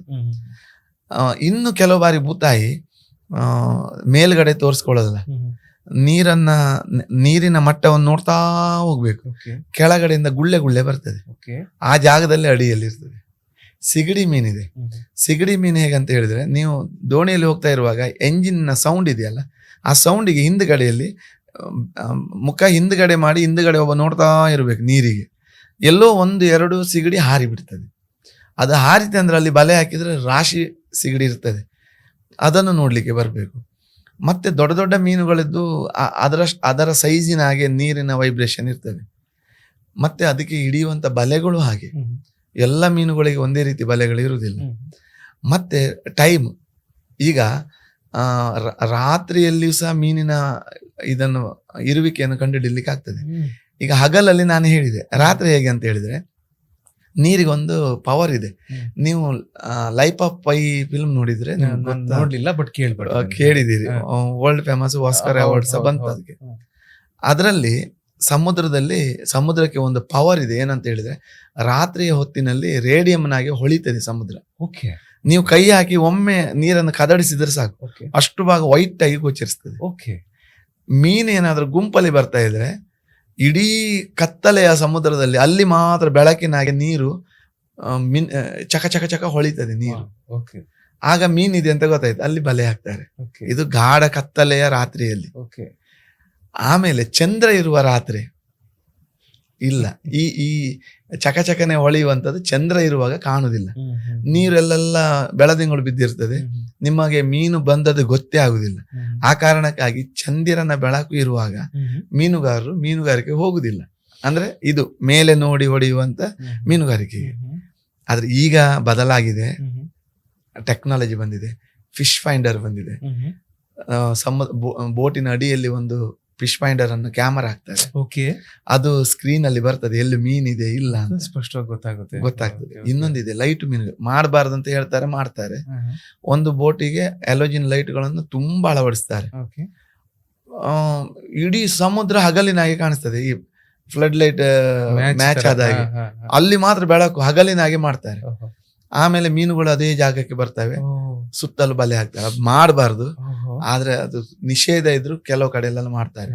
ಹೈ ವೋಲ್ಟೇಜ್ ನ ಕರೆಂಟ್ ಅನ್ನ ಇದು ಮಾಡಿ ಬೆಳಕನ್ನ ಸೃಷ್ಟಿ ಮಾಡಿ ಹಗಲಿನ ಹಾಗೆ ಮಾಡಿ ಮೀನು ಹಿಡಿತಾರೆ. ಇದೆಲ್ಲ ಬಂಡವಾಳಶಾಹಿಗಳು ಮಾಡುವಂಥದ್ದು. ಸಾಂಪ್ರದಾಯಿಕ ಮೀನುಗಾರ ಇದೆಲ್ಲ ಮಾಡಲ್ಲ. ಅವನಿಗೆ ಹೊಟ್ಟೆಪಾಡು. ಇವತ್ತು ಹೊಟ್ಟೆಗೆ ಆಗುವಂತದ್ದು ಸಿಕ್ಕಿದ್ರೆ ಅವನಿಗೆ ಸಾಕು. ನಿಜ. ನಾನು ಇದೆಲ್ಲ ಆರ್ಟಿಕಲ್ ಅಲ್ಲೆಲ್ಲ ಹೇಳಿದ್ದೇನೆ. ಏನಂದ್ರೆ ಇಂಥದ್ದೆಲ್ಲ ಮಾಡಿದ ಕೂಡಲೇ ಏನಾಗ್ತದೆ, ಬಂಡವಾಳಶಾಹಿ ಇನ್ನಷ್ಟು ಶ್ರೀಮಂತ ಆಗ್ತದೆ. ನಿಜ. ಅದನ್ನ ದುಡಿಸ್ಕೊಳ್ಳೋದು ಯಾರನ್ನ? ಸಾಂಪ್ರದಾಯಿಕ ಮೀನುಗಾರನ್ನ ಇದಕ್ಕೆ ದುಡಿಸ್ಕೊಳ್ತಾರೆ. ಅವ್ರು ಬಡವರಾಗಿ ಉಳಿತಾರೆ. ಮೀನುಗಳ ಸಂಖ್ಯೆ ಕ್ಷೀಣಿಸ್ತದೆ. ಮಾಡಬಾರ್ದು ಅದನ್ನ. ಸರ್, ಎಂತೆಂತ ವಿಷಯ, ಅದ್ಭುತ ವಿಷಯಗಳನ್ನ ಹೇಳ್ತಾ ಇದ್ರೆ ಕೇಳ್ತಾ ಹೋಗೋಣ ಅಂತ ಆಗುತ್ತೆ ನನ್ಗೆ. ಇದು ಹೇಳಿ,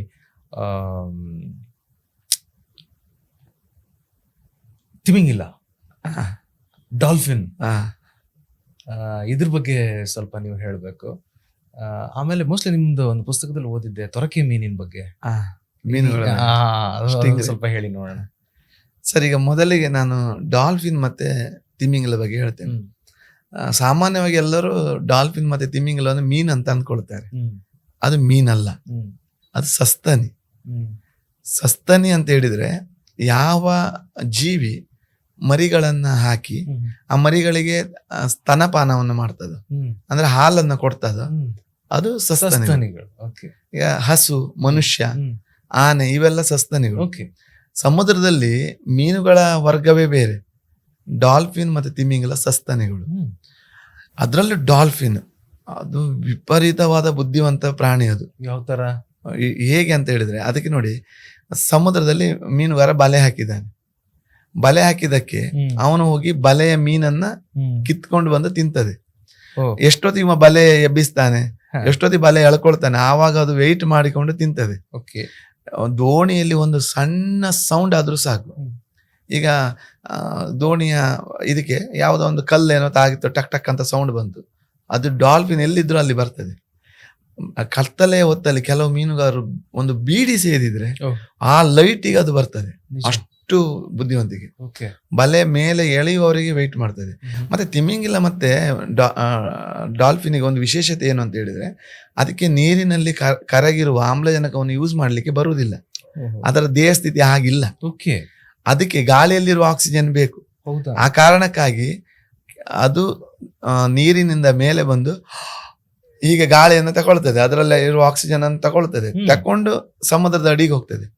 ಹೋಗಿ ಅದೆಲ್ಲ ಅದರ ಕಸರತ್ತೆಲ್ಲ ಮಾಡಿ ಆಕ್ಸಿಜನ್ ಖಾಲಿ ಆಗ್ತದೆ ಅನ್ನುವಾಗ ಮತ್ತೆ ಮೇಲೆ ಬರ್ತದೆ. ಸರ್, ಒಂದು ಕ್ಷಣಕ್ಕೆ ಮಾತ್ರ ಅಲ್ವಾ ಅದ್ ಮೇಲೆ ಬರೋದು?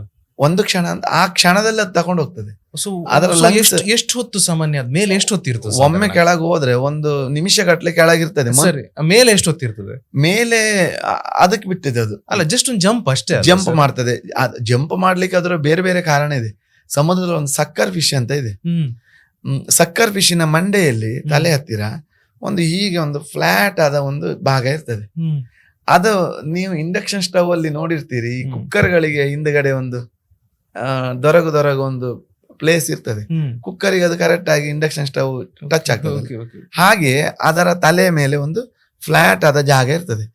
ಅದಕ್ಕೆ ಏನಂತ ಹೇಳಿದ್ರೆ, ಯಾವುದಾದ್ರೂ ಒಂದು ದೊಡ್ಡ ಪ್ರಾಣಿಗೆ ಹೋಗಿ, ಅಂದ್ರೆ ಮೀನುಗಳಿಗೆ ಹೋಗಿ ಅಂಟಿಕೊಳ್ಳುದು, ಅದರ ರಕ್ತವನ್ನ ಸಕ್ ಮಾಡುದು.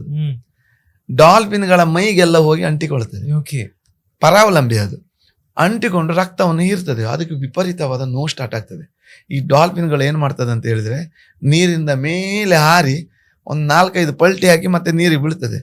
ಈ ಪ್ರೆಷರ್ ಅಲ್ಲಿ ಅದು ಕಿತ್ಕೊಂಡು ಹೋಗ್ತದೆ. ಒಂದು ಕಾರಣ. ಎರಡನೇದು, ಮೀನುಗಾರ ಎಲ್ಲಿದ್ದಾನೆ? ನಾನು ಅವನ ಹತ್ರ ಹೋದ್ರೆ ಈ ಸಮುದ್ರದಲ್ಲಿ ಮೀನನ್ನ ಹಿಡಿದು ತಿನ್ನುವುದಕ್ಕಿಂತ ಅವನ ಬಲೆಗೆ ತಾಗಿದ್ದು ತಿನ್ಲಿಕ್ಕೆ ಸುಲಭ ಅಲ್ಲ. ಆ ಕಾರಣಕ್ಕೆ ಅದು ಹುಡುಕಿಕೊಂಡು ಹೋಗ್ತದೆ. ಈ ಬುದ್ಧಿವಂತಿಕೆ ಇದೆ ಅದಕ್ಕೆ ಬುದ್ಧಿವಂತ ಪ್ರಾಣಿ ಅದು ಡಾಲ್ಫಿನ್. ಇವ್ನು ಯಾರೋ ಮೀನುಗಾರ ಬರ್ತಾ ಇದ್ದಾನೆ ಅಂತ ಆ ತರ.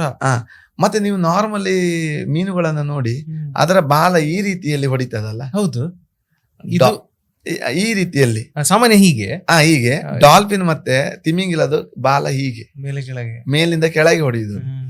ಮತ್ತೆ ಡಾಲ್ಫಿನಿಗೆ ರಿವರ್ಸ್ ಬರ್ಲಿಕ್ಕೆ ಒಂದು ರಿವರ್ಸ್ ಗೇರ್ ಇದೆ. ನಾರ್ಮಲಿ ಮೀನುಗಳು ಮುಂದೆ ಹೋಗ್ತವೆ, ಹಿಂದೆ ಬರಲ್ಲ, ತಿರುಗಿ ಬರ್ಬೇಕು ಅದು. ಬಲೆ ಹತ್ರ ಹೋದ್ರೆ ಅದು ತಾಗಿತ್ತು, ಮುಗೀತು ಅದ್ರ ಆಯುಷ್ಯ. ಡಾಲ್ಫಿನ್ ಆಗಲ್ಲ, ಬಲೆ ಹತ್ರ ಹೋಗ್ತದೆ, ಬಲೆ ತಾಗಿದ ಕೂಡಲೇ ರಿವರ್ಸ್ ಅಲ್ಲಿ ಬರ್ತದೆ. ಬಲೆಗೆ ತಾಗುದಿಲ್ಲ, ಅದು ಬಲೆಗೆ ಸಿಗುವುದಿಲ್ಲ. ಅಷ್ಟು ಬುದ್ಧಿವಂತಿಕೆ ಇದೆ ಅದರಲ್ಲಿ. ಅದಕ್ಕೆ ದೇವರು ಆ ರೀತಿಯ ಸೃಷ್ಟಿಯನ್ನು ಮಾಡಿದ್ದಾನೆ. ಜೊತೆಯಲ್ಲಿ ಮನುಷ್ಯನ ಜೊತೆಯಲ್ಲಿ ನೀವು ನೋಡಿರ್ಬೋದು, ಕೆಲವು ದೇಶಗಳಲ್ಲಿ ಡಾಲ್ಫಿನ್ಗಳನ್ನ ಹಿಡಿದುಕೊಂಡು ಅದಕ್ಕೆ ಕೆಲವು ಕಸರತ್ತುಗಳನ್ನೆಲ್ಲ ಕಲಿಸಿ ಮನೋರಂಜನೆಗಾಗಿ ಬಳಸ್ಕೊಳ್ತಾರೆ ಈಜುಕೊಳಗಳಲ್ಲಿ. ಅದಕ್ಕೆ ಬಿಕಾಸ್ ಇಟ್ ಇಸ್ ಇಂಟೆಲಿಜೆಂಟ್, ಅರ್ಥ ಆಗ್ತದೆ. ಗಿಳಿತರ ಹೀಗ್ ಮಾತಾಡು ಹಾಗೆ ಮಾತಾಡು ಅಂತ ಹೇಳಿದ್ರೆ ಕೇಳುತ್ತಲ್ಲ, ಮಾಡ್ತದೆ. ಹಾಗೆ ಅದಕ್ಕೆ ತುಂಬಾ ನಾಲೆಜ್ ಇದೆ, ಒಳ್ಳೆ ಬುದ್ಧಿವಂತಿಕೆ ಇದೆ. ಮುಂದಕ್ಕೆ ಹೋಗೋಣ ಸರ್. ಈಗ ಕೆಲವು 3-4 ತಿಂಗಳು ಮೀನುಗಾರಿಕೆ ಸ್ಟಿಂಗ್ರೆ ಬಗ್ಗೆ ಒಂದು ಕೇಳಿದ್ದೀರಿ? ಹೇಳಿ ಸರ್. ರೇ ಫಿಶ್ ಅಂತ ವರ್ಗಕ್ಕೆ ಸೇರ್ತದೆ. ರೇ ಫಿಶ್ ಹೇಗೆ ಅಂತ ಹೇಳಿದ್ರೆ, ಅದರ ಬಾಲಕ್ಕೆ ತೊರಕೆ ಇದು ನಮ್ಮ ಬಡಗುತಿಟ್ಟಲ್ಲಿ ಯಕ್ಷಗಾನದ ಕಿರೀಟ ಇರ್ತದಲ್ಲ, ಕಿರೀಟದ ಹಾಗೆ ಅದರ ದೇಹ ರಚನೆ ಇರ್ತದೆ. ಸಾಮಾನ್ಯ ತೊರಕೆ, ಅದಕ್ಕೊಂದು ಬಾಲದಲ್ಲಿ 2-3 ಮುಳ್ಳುಗಳು ಇರ್ತವೆ. ಸ್ವಲ್ಪ ಸಾಧು ಪ್ರಾಣಿ, ಆದ್ರೆ ಅದು ಕೆಲವು ಬಾರಿ ಅಪಾಯ ಬಂದಾಗ ಅದು ಓಡಿ ಹೋಗ್ತದೆ ತಪ್ಪಿಸ್ಕೊಂಡು. ಈ ಟೈಮಲ್ಲಿ ಏನಾದ್ರೂ ಅದರ ಮುಳ್ಳು ನಮಗೆ ತಾಗಿದ್ರೆ ವಿಪರೀತವಾದ ಉರಿ, ಅಷ್ಟು ವಿಷಪೂರಿತವಾದ ಮುಳ್ಳದು. ಅದು ನಮ್ಮ ಮೈಗೆ ತಾಗಿದ್ರೆ ತಡ್ಕೊಳ್ಳಿಕ್ಕೆ ಆಗಲ್ಲ. ತುಂಬಾ ಜನರಿಗೆ ಅದು ತಾಗಿದಂತ ಉದಾಹರಣೆ ಇದೆ. ನನ್ನ ಅಮ್ಮ ಹೇಳ್ತಾ ಇದ್ದ ಘಟನೆ, ನಮ್ಮ ಅಮ್ಮನ ಅಣ್ಣ ಅವರೊಮ್ಮೆ ಮೀನುಗಾರಿಕೆ ಹೋದಾಗ ಅಚಾನಕ್ ಆಗಿ ಅವರು ಸಣ್ಣ ಮರ್ಗಿ ದೋಣಿ ಅಂತ ಇದೆ, ಅದರಲ್ಲಿ ಹಾಕೊಂಡಾಗ ಅದರ ಮುಳ್ಳಿಗೆ ಅದರ ಮೈ ಮೇಲೆ ಸಣ್ಣ ಸಣ್ಣ ಉಲ್ಟ ಮುಳ್ಳಿದೆ, ಮಾಂಸದೊಳಗೆ ಹೋಗ್ತದೆ, ತೆಗಿಲಿಕ್ಕೆ ಕಷ್ಟ ಅಂತ ಒಂದು ಮುಳ್ಳುಗಳಿದೆ ಅದಕ್ಕೆ. ನಮ್ಮ ಮಾವನಿಗೆ ತಾಗಬಾರದ ಜಾಗದಲ್ಲಿ ತಾಗಿದಾಗ ಅವರ ಜೀವ ಕಳ್ಕೊಂಡ್ರು. ಅಲ್ಲಿಂದ ಡೀಪಿಂದ ದಡದವರೆಗೆ ಹುಟ್ಟೆಳ್ಕೊಂಡು ಬಂದ್ರು, ದಡಕ್ಕೆ ಬರುವಾಗ ಜೀವ ಹೋಗಿದೆ. ಹಾಗೆ ಆಸ್ಟ್ರೇಲಿಯಾದಲ್ಲಿ ದ ಗ್ರೇಟ್ ಬ್ಯಾರಿಯರ್ ರೀಫ್ ಇದೆ, ನಿಮ್ಗೆ ಗೊತ್ತಿದೆ, ಹವಳದ ದಂಡೆ. ಅದರಲ್ಲೊಂದು ಸಾಕ್ಷ್ಯ ಚಿತ್ರ ಮಾಡ್ತಾ ಇರುವಂತ ಸಂದರ್ಭದಲ್ಲಿ ಇರ್ವಿನ್ ಗೊತ್ತಾಯ್ತಾ, ಇದರಲ್ಲಿ ನಮ್ಮ ನ್ಯಾಷನಲ್ ಜಿಯೋಗ್ರಫಿ ಚಾನೆಲ್ ಅಲ್ಲಿ ಕ್ರೊಕೊಡೈಲ್ ಹಂಟರ್, ಹೌದು ಅವರು ಅಂತ ಮೊಸಳೆಗಳನ್ನೆಲ್ಲ ಪಳಗಿಸಿದವರು. ಆದ್ರೆ ಈ ಸ್ಟಿಂಗ್ರೆ ಮೀನಿನ ಮುಳ್ಳು ಅವರ ಎದೆಗೆ ತಾಗ್ತದೆ. ಎದೆಗೆ ತಾಗಿ ಆ ವಿಷ ಅವರಿಗೆ ನೇರವಾಗಿ ಹೃದಯಕ್ಕೆ ಇದಾದ ಕಾರಣ ಅವರು ಮರಣವನ್ನು ಅಪ್ಪಿದ್ರು. ಅಂದ್ರೆ ಅದರ ತೀವ್ರತೆ ಅಷ್ಟಿರ್ತದೆ. ರೇ ಫಿಶ್ ಅಲ್ಲಿ ಒಂದು ಎಲೆಕ್ಟ್ರಿಕ್ ರೇ ಫಿಶ್ ಅಂತ ಇದೆ, ಅದ್ರ ಬಗ್ಗೆ ನಾನು ಹೇಳ್ಬೇಕು. ನಮ್ಮ ಊರಲ್ಲಿ ನಾವು ಸಮುದ್ರದಲ್ಲಿ ಕೈರಂಪಣಿ ಬಲೆ ಎಳಿತೀವಲ್ಲ, ಅದ್ರಲ್ಲೆಲ್ಲ ಬೀಳ್ತದೆ ಒಮ್ಮೊಮ್ಮೆ. ಎಲೆಕ್ಟ್ರಿಕ್ ರೇ ಫಿಶ್ಗೆ ನೀವು ಮುಟ್ಟಿದ್ರೆ ಮನೆಯಲ್ಲಿ ಕರೆಂಟ್ ಶಾಕ್ ಹೊಡಿತದಲ್ಲ, ಅಷ್ಟೇ ಕರೆಂಟ್ ಶಾಕ್ ಹೊಡಿತದೆ, ಜುಮ್ ಜುಮ್ ಜುಮ್ ಆಗ್ತದೆ. ನಾನು 1-2 ಬಾರಿ ಮುಟ್ಟಿ ಅದರ ಶಾಕ್ ಅನ್ನು ಅನುಭವಿಸಿದ್ದೇನೆ.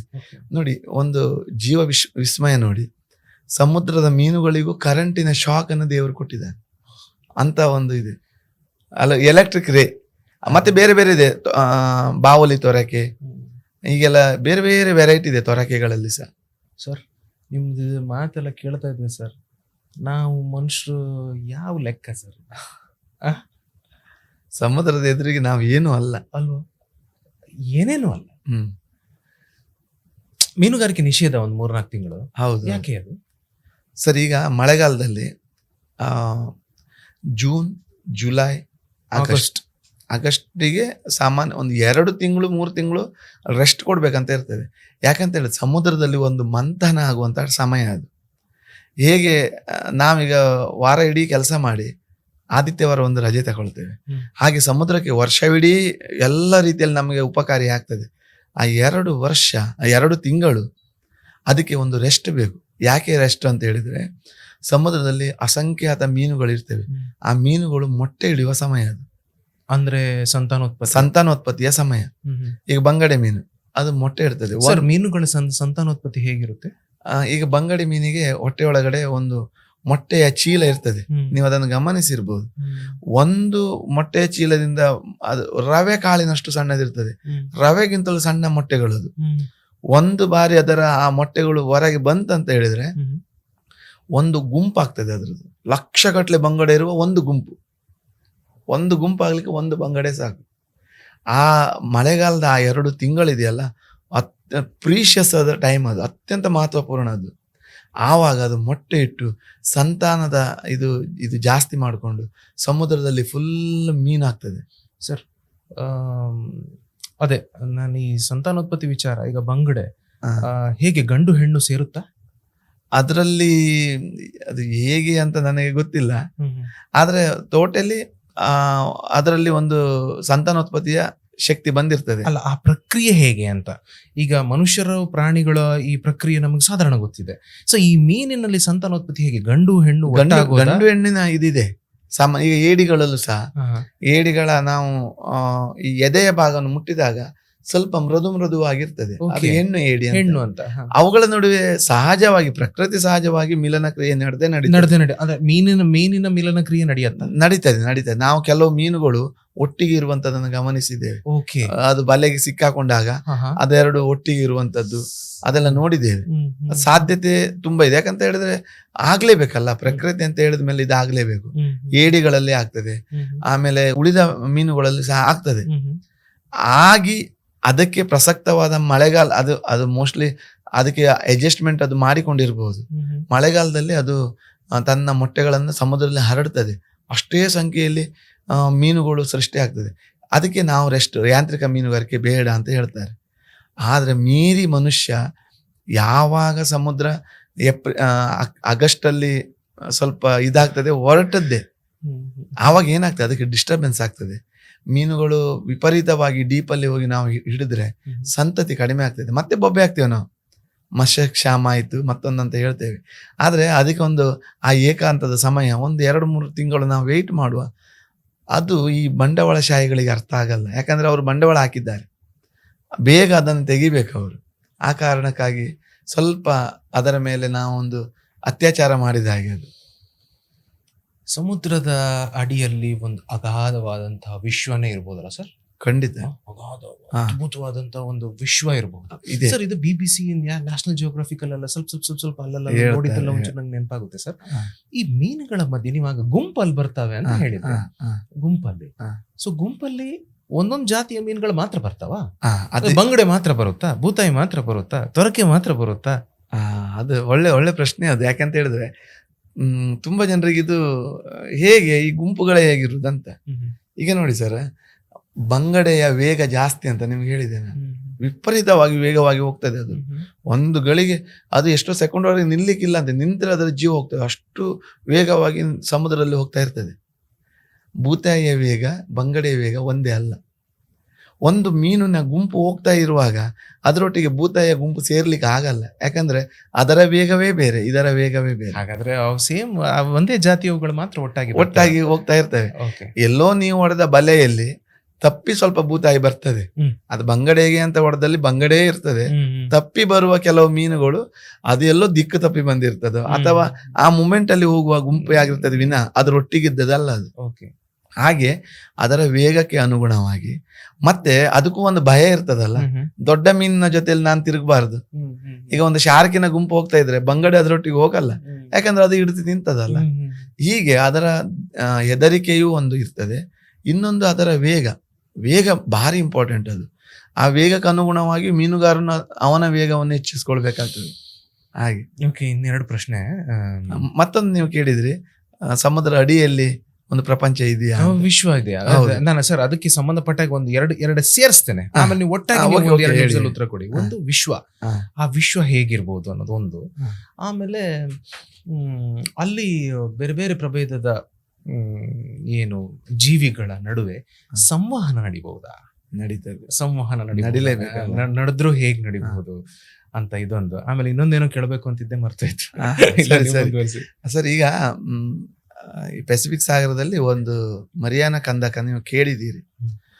ಮರಿಯಾನ ಕಂದಕ ಎಷ್ಟು ಆಳ ಇದೆ ಅಂತ ಹೇಳಿದ್ರೆ ಸರ್, ಸಾಧಾರಣ ಒಂದು 11 ಕಿಲೋಮೀಟರ್ ಡೀಪ್ ಇದೆ. ಅದು ಸುಮಾರು 2,500 ಕಿಲೋಮೀಟರ್ ಉದ್ದ, 69 ಕಿಲೋಮೀಟರ್ ಅಗಲ, ಆಳ 11 ಕಿಲೋಮೀಟರ್. ಅಂದರೆ ನೀವು ಯೋಚನೆ ಮಾಡಿ, ನಮ್ಮ ಹಿಮಾಲಯ ಪರ್ವತ ಇರುವುದು 8,848 ಅಡಿ, ಅಂದರೆ ಹೆಚ್ಚು ಕಡಿಮೆ 9 ಕಿಲೋಮೀಟರ್.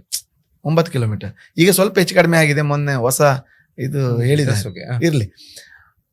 ಅದನ್ನು ಹಾಕಿದ್ರೆ ಆ ಹಿಮಾಲಯ ಪರ್ವತವನ್ನೇ ಮೌಂಟ್ ಎವರೆಸ್ಟ್ ಅಂತಂದು ನಮಗೆ ಆ ಕಂದಕದಲ್ಲಿ ಹಾಕ್ಲಿಕ್ಕೆ ಸಾಧ್ಯ ಆದ್ರೆ ಇನ್ನೊಂದು 2-3 ಕಿಲೋಮೀಟರ್ ಉಳಿದು ಬಿಡ್ತದೆ.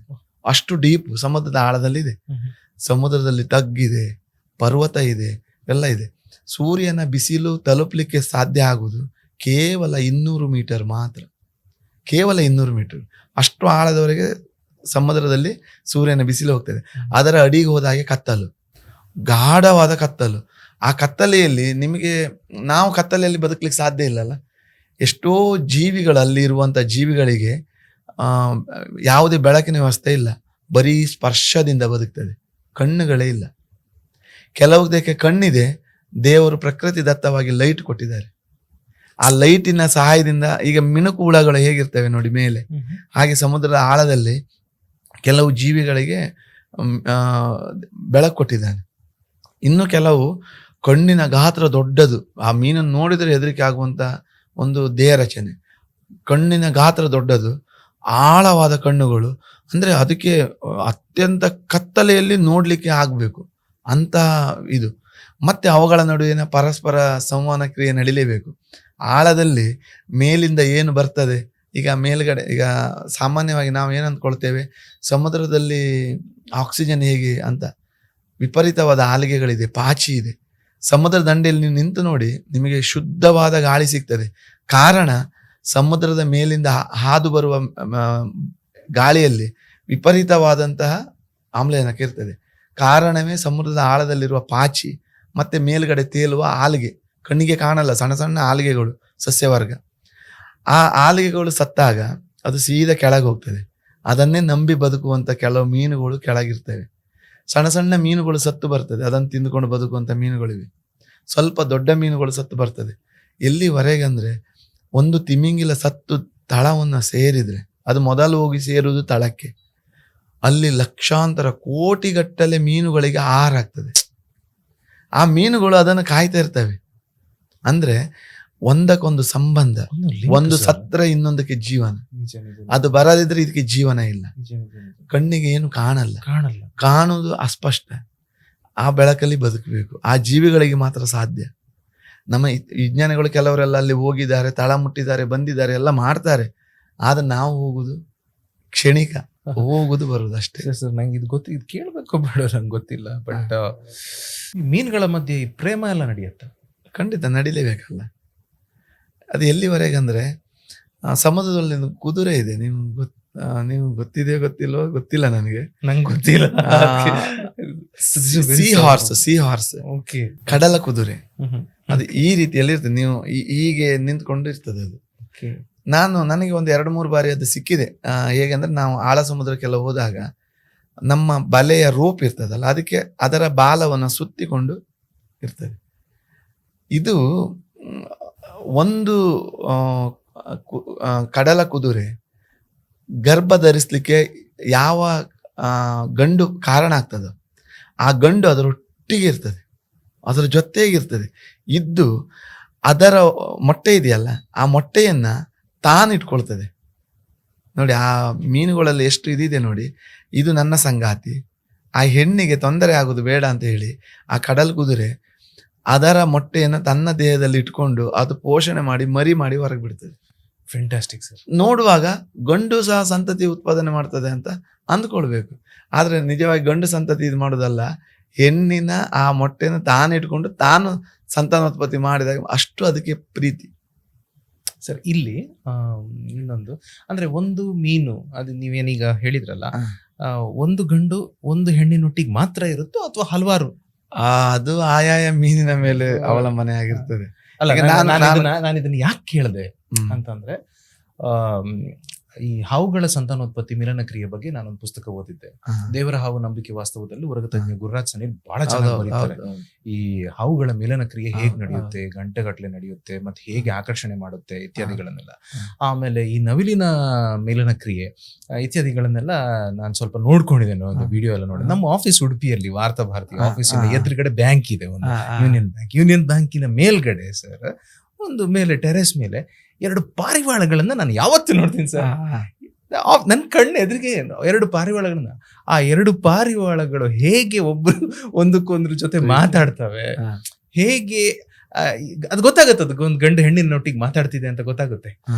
ಹೆಣ್ಣು ಸ್ವಲ್ಪ ಆಚೆ ಹೋಗೋದು, ಸ್ವಲ್ಪ ಈಚೆ ಬರೋದು, ಸ್ವಲ್ಪ ಹತ್ರ ಬರೋದು, ಸ್ವಲ್ಪ ದೂರ ಹೋಗೋದು, ಸ್ವಲ್ಪ ಆಚೆ ನೋಡೋದು, ಲಿಟ್ರಲಿ ಮನುಷ್ಯರು ಮಾಡ್ದಂಗೆ ಸರ್. ಸೊ ನಂಗೆ ಅದು ನೋಡಿ ತುಂಬಾ ಇಂಟ್ರೆಸ್ಟಿಂಗ್ ಅಂತ ಅನ್ಸುತ್ತೆ ಸರ್. ಅದಕ್ಕೆ ಮೀನಲ್ಲೂ ಹೀಗಿರಬಹುದಾ? ಅದು ಹಿಂಗೆ ಹೋಗ್ತಾ ಇರೋದಲ್ಲ. ಆಮೇಲೆ ಮೀನುಗಳು ನಿದ್ದೆ ಮಾಡ್ತಾವೆ. ಮೀನುಗಳಿಗೆ ನಿದ್ರೆ ಬರುವುದಿಲ್ಲ, ಯಾಕಂದ್ರೆ ಮೀನುಗಳಿಗೆ ಕಣ್ಣಿನ ರೆಪ್ಪೆ ಇಲ್ಲ. ಮತ್ತೆ ಆಯಾಸ ಆದ್ರೆ ಅದು ಸ್ವಲ್ಪ ಅದರಷ್ಟಕ್ಕೆ ಅದು ಒಂದು ಕಡೆ ಆರಾಮಾಗಿ ಸ್ಟಿಲ್ ಆಗಿರ್ತದೆ. ಆದ್ರೆ ಅದು ಎಲ್ಲಿರ್ತದೋ ಅಲ್ಲಿ ಇರುವುದಿಲ್ಲ. ನೀರಿನ ಪ್ರವಾಹ ಯಾವ ಕಡೆಗಿದೆ ಅದು ಆ ಕಡೆಗೆ ಎಳ್ಕೊಂಡು ಹೋಗ್ತದೆ. ಹಾಗೆ ಮೀನಿಗೆ ಈ ಚಲನೆಯಲ್ಲಿ ಇರುವುದೇ ಅದರ ಜೀವನ. ಮನುಷ್ಯರಾಗಲ್ಲ, ರೂಮಲ್ಲಿ ಮಲಗಿದ್ರೆ ಅಲ್ಲೇ ಇರ್ತಾನೆ ಅವನು. ಹಾಗೆ ವೆರಿ ಇಂಪಾರ್ಟೆಂಟ್ಲಿ ಈಗ ಕಾಂಡ್ಲವನದ ಬಗ್ಗೆ ಮಾತಾಡ್ಬೇಕು ಸರ್. ಪರಿಸರವಾದಿ ದಿನೇಶ್ ಹೊಳ್ಳ ಅವ್ರ ಜೊತೆಗೆ ನಾನು ತುಂಬಾ ಇದ್ರ ಬಗ್ಗೆ ಮಾತಾಡಿದ್ದೆ. ಆಮೇಲೆ ಕಾಂಡ್ಲವನಕ್ಕೂ ನಾನು ಹೋಗಿದ್ದೀನಿ. ಎಲ್ಲಿ ಅಂತಂದ್ರೆ ಸಾಸ್ತಾನದಲ್ಲಿ ವಿನಯ್ ಬಂಗೇರ ಅಂತ ಕಾಂಡ್ಲವನ ಟ್ರೆಕ್ಕಿಂಗ್ ಎಲ್ಲ ಕರ್ಕೊಂಡು ಹೋಗ್ತಾರೆ ನಮ್ಮ ಫ್ರೆಂಡ್. ಆಕ್ಚುಲಿ ಕಾಯಕಿಂಗ್ ಟ್ರೆಕ್ ಎಲ್ಲ ಕಾಯಕಿಂಗ್ ಕರ್ಕೊಂಡು ಹೋಗ್ತಾರೆ.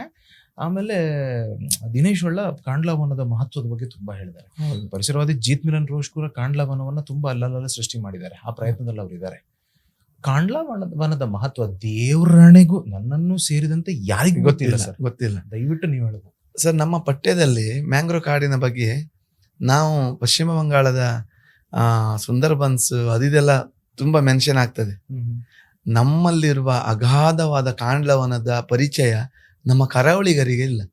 ಅತ್ಯಂತ ವೇಗವಾಗಿ ಬೆಳೆಯುವಂತಹ, ವೇಗವಾಗಿ ಹಬ್ಬುವಂತಹ ಒಂದು ಸಸ್ಯವರ್ಗ ಅದು. ಒಂದು ವರ್ಷದಲ್ಲಿ ಎಷ್ಟು ಲಾಂಗ್ ಅದು ಹಬ್ಬಿ ಬಿಡ್ತದೆ ಅನ್ನುವಂಥದ್ದು ಕಲ್ಪನೆ ನಮಗಿಲ್ಲ. ಅದು ಅಷ್ಟು ಹಬ್ಬುತ್ತದೆ. ಈಗ ಸಮುದ್ರ ತೀರದಲ್ಲಿ ಕಡಲ್ ಕೊರೆತ ಅಷ್ಟು ಕೋಟಿ ಖರ್ಚು ಮಾಡಿದೆ, ಇಷ್ಟು ಕೋಟಿ ಖರ್ಚು ಮಾಡಿದೆ ಅಂತ ಹೇಳ್ತಾರಲ್ಲ. ಕಾಂಡ್ಲವನವನ್ನು ಸರಿಯಾಗಿ ಬೆಳೆಸಿದ್ರೆ ಯಾವ ಕಡಲ್ ಕೊರೆತವನ್ನು ನಾವು ಇದು ಮಾಡಲಿಕ್ಕೆ ಸಾಧ್ಯ ಉಂಟು. ಅಷ್ಟು ಕಡಲ್ ಕೊರೆತವನ್ನು ನಿಲ್ಲಿಸ್ಬೋದು.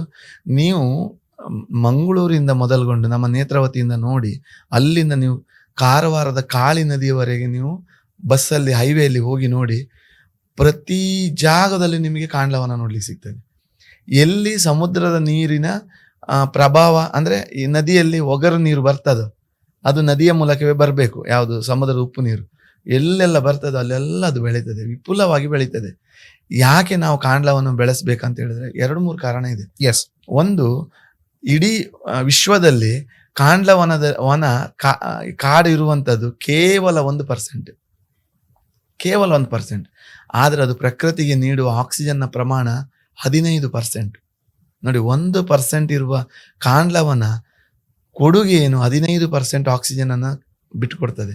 ಹಾಗಾದ್ರೆ ಕಾಂಡ್ಲವನ ನಮ್ಗೆ ಎಷ್ಟು ಬೇಕಂತ ನಾವು ಯೋಚನೆ ಮಾಡು. ಆಮೇಲೆ ಅದರ ಬೇರುಗಳು ಈ ಪೊದರ ಆಗಿ ನೆಲಕ್ಕೆ ಬಿಡ್ತದಲ್ಲ, ಬಿಟ್ಟಾಗ ಈ ಸಮುದ್ರದಲ್ಲಿರುವಂಥ ಕೆಲವು ಜೀವಿಗಳು, ನದಿಯಲ್ಲಿರುವ ಜೀವಿಗಳು ಸಂತಾನೋತ್ಪತ್ತಿಗೆ ಆ ಪೊದರ ಬೇರೆ ಆಗಿರುವಂಥ ಅದ್ರ ಒಳಗೆ ಹೋಗ್ತದೆ. ನೀವು ಹೋಗಿ ನೋಡಿರ್ಬೋದು, ಅದ್ರ ಒಳಗಡೆ ಹೋಗ್ತದೆ. ಅದು ಹೋಗಿ ಅಲ್ಲಿ ಸಂತಾನೋತ್ಪತ್ತಿ ಮಾಡ್ತದೆ. ಅಲ್ಲಿ ದೊಡ್ಡ ಮೀನುಗಳಿಗೆ ಬರ್ಲಿಕ್ಕೆ ಆಗಲ್ಲ. ಯಾಕೆಂದ್ರೆ ಅದು ಅದರ ಬೇರಿದೆಯಲ್ಲ, ರಾಶಿ ಅಲ್ಲ, ಅದ್ರ ಎಡೆಯಲ್ಲಿ ತೂರಿಕೊಂಡು ಬರ್ಲಿಕ್ಕೆ ಆಗುದಿಲ್ಲ. ಏಡಿಗಳಿಗೆ ಮೊಟ್ಟೆ ಇಡ್ಲಿಕ್ಕೆ ಪ್ರಸಕ್ತವಾದ ಸ್ಥಳ, ಮೀನುಗಳಿಗೆ ಪ್ರಸಕ್ತವಾದ ಸ್ಥಳ, ಆಮೆಗಳಿಗೆ ಪ್ರಸಕ್ತವಾದ ಸ್ಥಳ. ಇಷ್ಟೆಲ್ಲ ಇರುವಾಗ ಆ ಕಾಂಡ್ಲವನವನ್ನು ನಾವು ರಕ್ಷಣೆ ಮಾಡಲೇಬೇಕು. ಜೊತೆಯಲ್ಲಿ ಅದರ ಬೇರುಗಳು ಎಷ್ಟು ಗಟ್ಟಿ ಅಂತ ಹೇಳಿದ್ರೆ ಆ ಜಾಗದ ಮಣ್ಣನ್ನ ಅದು ಯಾವ ಕಾರಣಕ್ಕೂ ಬಿಟ್ಟು ಕೊಡುವುದಿಲ್ಲ. ನಿಮಗೆ ಒಂದು ಇನ್ಸಿಡೆಂಟ್ ಹೇಳ್ತೇನೆ. 2004ರಲ್ಲಿ ಸುನಾಮಿ ಆಯ್ತು. ಇಡೀ ತಮಿಳುನಾಡಿನ ಪೂರ್ವ ಕರಾವಳಿ ಎಲ್ಲ ಮುಳುಗಿ ಹೋಗಿತ್ತು. ಅಲ್ಲಿ ಒಂದು ಪಿಚಾವರ ಅಂತ ಒಂದು ಪ್ಲೇಸ್ ಇದೆ. ಆ ಪ್ಲೇಸಲ್ಲಿ ಸುಮಾರು ಒಂದು 3,000 ಎಕರೆ ಜಾಗ ಕಾಂಡ್ಲವನ ಇತ್ತು. ಇಡೀ ಊರು ಮುಳುಗಿ ಹೋದ್ರು, ಆ ಜಾಗ ಏನೂ ಆಗಲಿಲ್ಲ. ಸಮುದ್ರದಲ್ಲಿ ಸುನಾಮಿಯನ್ನು ಅದು ತಡ್ಕೊಳ್ಳುವಂಥ ಪವರ್ ಇದ್ರೆ ಅದು ಕಾಂಡ್ಲವನಕ್ಕೆ ಮಾತ್ರ. ಇದರ ಆ ಪವರ್ ನಮಗೆ ಗೊತ್ತಿಲ್ಲದ ಕಾರಣ ನಾವು ಅಸಡ್ಡೆ ಮಾಡ್ತೇವೆ. ಆದರೂ ಬೇರೆ ಈ ಯಾವುದು ನಮ್ಮ ಅರಣ್ಯ ಇಲಾಖೆಯವರು ಕಾಂಡ್ಲವನಕ್ಕೆ ಸಂಬಂಧಪಟ್ಟಾಗಿ ಅರಣ್ಯವನ್ನು ಬೆಳವಣಿಗೆ ಮಾಡಬೇಕು ಅಂತೇಳಿ ಅಲ್ಲಲ್ಲಿ ಕೃಷಿ ಮಾಡ್ತಾ ಇದ್ದಾರೆ. ಕಾರವಾರದಲ್ಲಿ ಅಘನಾಶಿನಿಯಲ್ಲಿ ಈಗ ತುಂಬ ಬೆಳೆಸಿದ್ದಾರೆ. ಹೊನ್ನಾವರದಲ್ಲಿ ಬೆಳೆಸಿದ್ದಾರೆ. ಹೊನ್ನಾವರದಲ್ಲಿ ಕಾಂಡ್ಲ ನಡಿಗೆ ಅಂತಾನೆ ಒಂದಿದೆ. ಫ್ಯಾಂಟಾಸ್ಟಿಕ್. ಕೇವಲ 10 ರೂಪಾಯಿ ಕೊಟ್ರೆ ನಿಮ್ಗೆ ಇಡೀ ಕಾಂಡ್ಲವನದ ದರ್ಶನ ಆಗ್ತದೆ. ಸೂಪರ್. ಅದ್ರ ಒಳಗಡೆ ಹೋಗ್ಲಿಕ್ಕೆ ಸೇತುವೆ ಹಾಗೆ ಮಾಡಿದ್ದಾರೆ ಮರದ್ದು. ಆದರೆ ಹೋಗುವವರು ಮಾತ್ರ ಸ್ವಲ್ಪ ಜಾಗ್ರತೆ ಮಾಡ್ಬೇಕು. ಅಲ್ಲಿ ಪ್ಲಾಸ್ಟಿಕ್ ಬಿಸಾಡೋದು ಇದೆಲ್ಲ ಮಾಡಬಾರ್ದು. ಅದರ ಒಳಗಡೆ ಹೋಗ್ಲಿಕ್ಕೆ ಆಗ್ತದೆ. ಎಲ್ಲ ಅದರ ಜೀವನ ಕ್ರಿಯೆ ಹೇಗಿದೆ, ಅದರ ಬೀಜ ಬಿದ್ದಾಗ ಹೇಗೆ ಆಗ್ತದೆ, ಕಾಂಡ್ಲವನ ಏನು, ಎಷ್ಟು ನಮಗೆ ಉಪಯೋಗ ಇದೆ, ಅದರದ್ದೆಲ್ಲ ಬರೆದಿಟ್ಟಿದ್ದಾರೆ. ಎಲ್ಲಿ ಆದರೂ ಶಾಲೆಯವರು ಮಕ್ಕಳನ್ನು ಕರ್ಕೊಂಡು ಹೋದ್ರು ಸಹ ಒಂದು ಅದ್ಭುತವಾದ ಪ್ರಪಂಚದ ಇದು ಗೊತ್ತಾಗ್ತದೆ. ಶರಾವತಿ ಹಿನ್ನೀರಿನಲ್ಲಿ ಅಂತೂ ವಿಪರೀತವಾಗಿದೆ. ಗಂಗೊಳ್ಳಿಯ 5 ನದಿಗಳು ಬಂದು ಸೇರುವ ಸಂಗಮ ಸ್ಥಳ ಇದೆಯಲ್ಲ, ಅಲ್ಲಿ ಸುತ್ತಮುತ್ತಲೂ ವಿಪರೀತವಾದ ಕಾಂಡ್ಲವನ ಇದೆ. ಆದರೆ ಅದನ್ನು ಉಳಿಸಿ ಬೆಳೆಸಿಕೊಂಡು ಹೋಗುವಂಥ ಜವಾಬ್ದಾರಿ ನಿಮ್ಮ ಮೇಲೆ ಇದೆ. ಅದು ಅಂಥ ಅದ್ಭುತವಾದ ಕಾಡನ್ನು ರಕ್ಷಣೆ ಮಾಡಲೇಬೇಕು, ಬೆಳೆಸ್ಬೇಕು ಅದನ್ನು. ಅಲ್ಲ ಸರ್, ಇದನ್ನೆಲ್ಲ ನಿಮ್ಮ ಮಾತೆಲ್ಲ ಕೇಳ್ತಾ ನಾವು ಕೂತ್ರೆ ಗಂಟೆ ಕಟ್ಲೆ ಇದು ಕೇಳ್ಬೋದು ಸರ್. ನಮಗೆ ಮತ್ತೆ ಬೇರೆ ಏನು ಬೇಡ, ಅಷ್ಟು ಆಸಕ್ತಿದಾಯಕವಾದಂಥ ವಿಚಾರ. ಪ್ರಕೃತಿ ಯಾವ ತರ ಎಂತೆಂಥ ವಿಸ್ಮಯವನ್ನ ಸೃಷ್ಟಿ ಮಾಡಿದೆ ಅಂತ. ಆದ್ರೆ ಈ ಮನುಷ್ಯ ಮಾತ್ರ ನಾನ್ ದೊಡ್ಡ ಜನ, ಎಲ್ಲ ನನಗೆ ಗೊತ್ತಿದೆ, ಸರ್ವಜ್ಞ ಅನ್ನೋ ಲೆವೆಲ್ ಅಲ್ಲಿ ನಾವ್ ಎಷ್ಟು ಸಣ್ಣವ್ರಂತ ಅನ್ಸ್ಬಿಡುತ್ತೆ ಸರ್. ಸಣ್ಣವರಲ್ಲ, ಒಂದ್ ಕಿಡಿನೂ ಇಲ್ಲ ಸರ್ ಅದಕ್ಕೆ. ಅಂದ್ರೆ ಆ ಒಂದ್ ಕಿಡಿನೂ ಅಲ್ಲದ ಮನುಷ್ಯ ಎಷ್ಟು ಟೆನ್ಷನ್ ತಗೊಳ್ತಾರೆ. ಹೌದು, ಪ್ರಕೃತಿಯನ್ನು ಉಳಿಸ್ಬೇಕು ಅದಿದೆ ಅಂತ ಹೇಳಿ ಹೊರಡ್ತಾನೆ. ಆಕ್ಚುಲಿ ಇವನು ಮಾಡುವ ಅನಾಚಾರಗಳಿಗೆ ಕಡಿವಾಣ ಹಾಕಿದ್ರೆ ಅದೇ ಪರಿಸರವನ್ನು ಉಳಿಸುವ ಒಂದು ಒಳ್ಳೆ ವಿಚಾರ. ಇನ್ನೊಂದು 2-3 ಪ್ರಶ್ನೆಗಳು. ಆಕ್ಚುಲಿ ನಾವು ಮಾತಾಡ್ತಾ 1 ಗಂಟೆ ಜಾಸ್ತಿ ಆಯಿತು. ಹೌದಾ? ನಂಗೆ ಗೊತ್ತೇ ಆಗಿಲ್ಲ.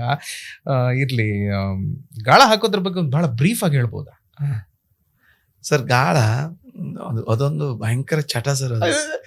ನಾನು ಹೇಳ್ತೇನೆ ನಿಮ್ಗೆ, ಉಡುಪಿ ಸಂತೆಗಡಲ್ಲ, ಎಲ್ಲ ಬ್ರಿಡ್ಜ್ ಮೇಲೂ ಇರ್ಬೋದು, ಬಟ್ ಉಡುಪಿ ಸಂತೆಗಡ್ಡೆಯಿಂದ ಮುಂದೆ ಹೋಗುವಾಗ ಆ ಉಪ್ಪೂರು ಬ್ರಿಡ್ಜ್ ಅಲ್ಲಿ ಇದೆಯಲ್ಲ ಅದು, ಮತ್ತೆ ಅಲ್ಲಿ ಬ್ರಹ್ಮಾವರದ ಹತ್ರ ಹೋಗ್ಬೇಕಾದ್ರೆ ಹೇರೂರ್ ಹತ್ರ ಒಂದು ಬ್ರಿಡ್ಜ್ ಸರ್, ನಾವೆಲ್ಲ ರಾತ್ರಿ 2-3 ಗಂಟೆಗೆ ತಿರ್ಗೋದು ಸ್ವಲ್ಪ ಸಾಮಾನ್ಯ. ಆರಾಮಾಗಿ ಒಂದು 8-10 ಜನ ಇದು ಹಾಕ್ತಾ ಇರ್ತಾರೆ sir. What is this all about ಅಂತ ಸರ್. ಅದು ನಾನು ಹೇಳಿದೆಲ್ಲ, ಅದೊಂದು ಚಟ, ಗಾಳ ಹಾಕುದು. ಅದು ನದಿಯಲ್ಲಿ, ನೀವ್ ಹೇಳಿದೀಗ ನದಿಯಲ್ಲಿ, ನದಿ ಸಮುದ್ರದಲ್ಲಿ ಗಾಳ ಹಾಕೋರು. ಸಮುದ್ರದಲ್ಲಿ 2 ರೀತಿಯಲ್ಲಿ ಹಾಕ್ತಾರೆ. ಒಂದು ದಡದಲ್ಲಿ ನಿಂತು ಗಾಳ ಹಾಕುವವರು, ಸಮುದ್ರಕ್ಕೆ ಹೋಗಿ ಗಾಳ ಹಾಕುವರು.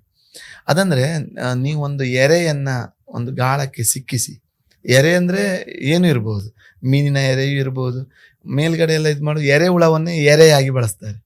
ಆ ಎರೆಯನ್ನು ಸಿಕ್ಕಿಸಿ ನೀವು ನೀರಿಗೆ ಬಿಸಾಡಿದ್ರೆ ನಿಮಗೂ ಆ ಮೀನಿಗೂ ಕೆಳಗಡೆ ಇರುವಂತ ಯಾವುದೋ ಒಂದು ತಿನ್ಲಿಕ್ಕೆ ಬರ್ತದಲ್ಲ ಮೀನಿಗೂ ಇರುವಂಥದ್ದು ಒಂದು ವೈಬ್ರೇಷನ್ ಮಾತ್ರ. ಆ ದಾರದಲ್ಲಿ ಮೀನು ಹತ್ರ ಬಂದಾಗ ಒಂದು ವೈಬ್ರೇಷನ್ ನಿಮ್ಮ ಬೆರಳಿಗೆ ಗೊತ್ತಾಗ್ತದೆ. ಆ ವೈಬ್ರೇಷನ್ ಬರುವಾಗ ನೀವು ಗಾಳವನ್ನ, ಆ ಹಗ್ಗವನ್ನು ಸ್ವಲ್ಪ ಸಡಿಲ ಮಾಡ್ತೀರಿ. ಅದು ಹತ್ರ ಬರುವವರೆಗೆ ವೆಯ್ಟ್ ಮಾಡ್ತೀರಿ.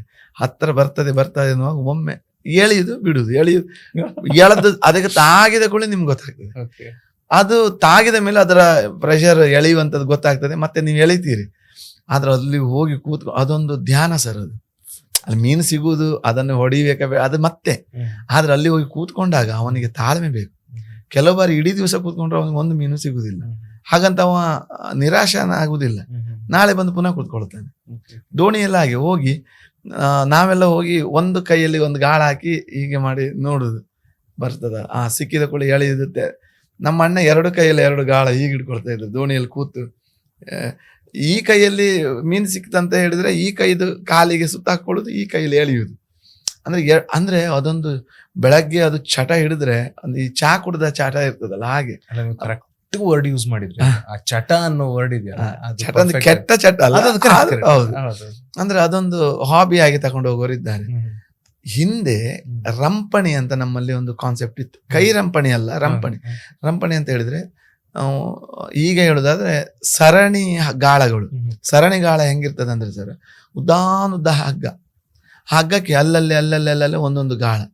ಅದಕ್ಕೆ ಬಂಗಡೆ 2 ಭಾಗ ಮಾಡಿದ ಬಂಗಡೆ ಒಂದೊಂದು ಪೀಸನ್ನ ಒಂದೊಂದಕ್ಕೆ ಹಾಕ್ತಾ ಇದ್ರು. ಹಾಕಿ ಉದ್ದ ಬಿಡ್ತಾ ಹೋಗುದು.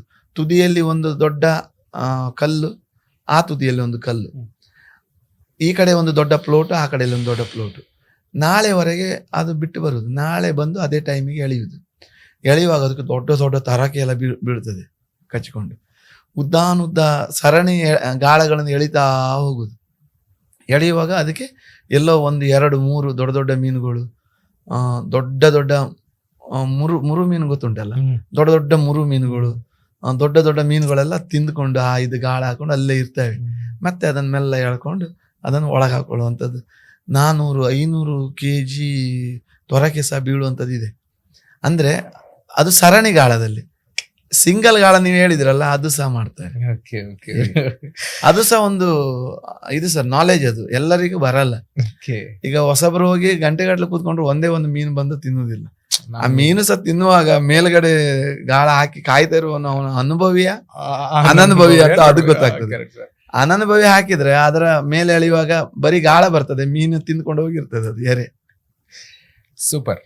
ಕೇಳಬೇಕಾದ ಪ್ರಶ್ನೆಗಳು 100 ಇವೆ, ಆದ್ರೆ ಮೋಸ್ಟ್ಲಿ ಇಷ್ಟು ಸಾಕು ಅಂತ ಅನ್ಸುತ್ತೆ. ಅವಕಾಶ ಸಿಕ್ಕಿದ್ರೆ ಇನ್ನೊಂದ್ಸಲ ನಾವು ಖಂಡಿತ ಬರ್ಬೇಕು. ಇನ್ನೊಂದ್ಸಲ ಮುಂದುವರಿದ ಭಾಗ ಇದ್ರೆ ನಾವು ಮಾಡ್ಬೇಕು ಅಂತ ನನಗೆ ನಿಜಕ್ಕೂ ಅನ್ಸ್ತಾ ಇದೆ ಸರ್. ಒಂದ್ ಲಾಸ್ಟ್ ಕ್ವೆಶನ್ ಕೇಳಿ ಮುಗಿಸ್.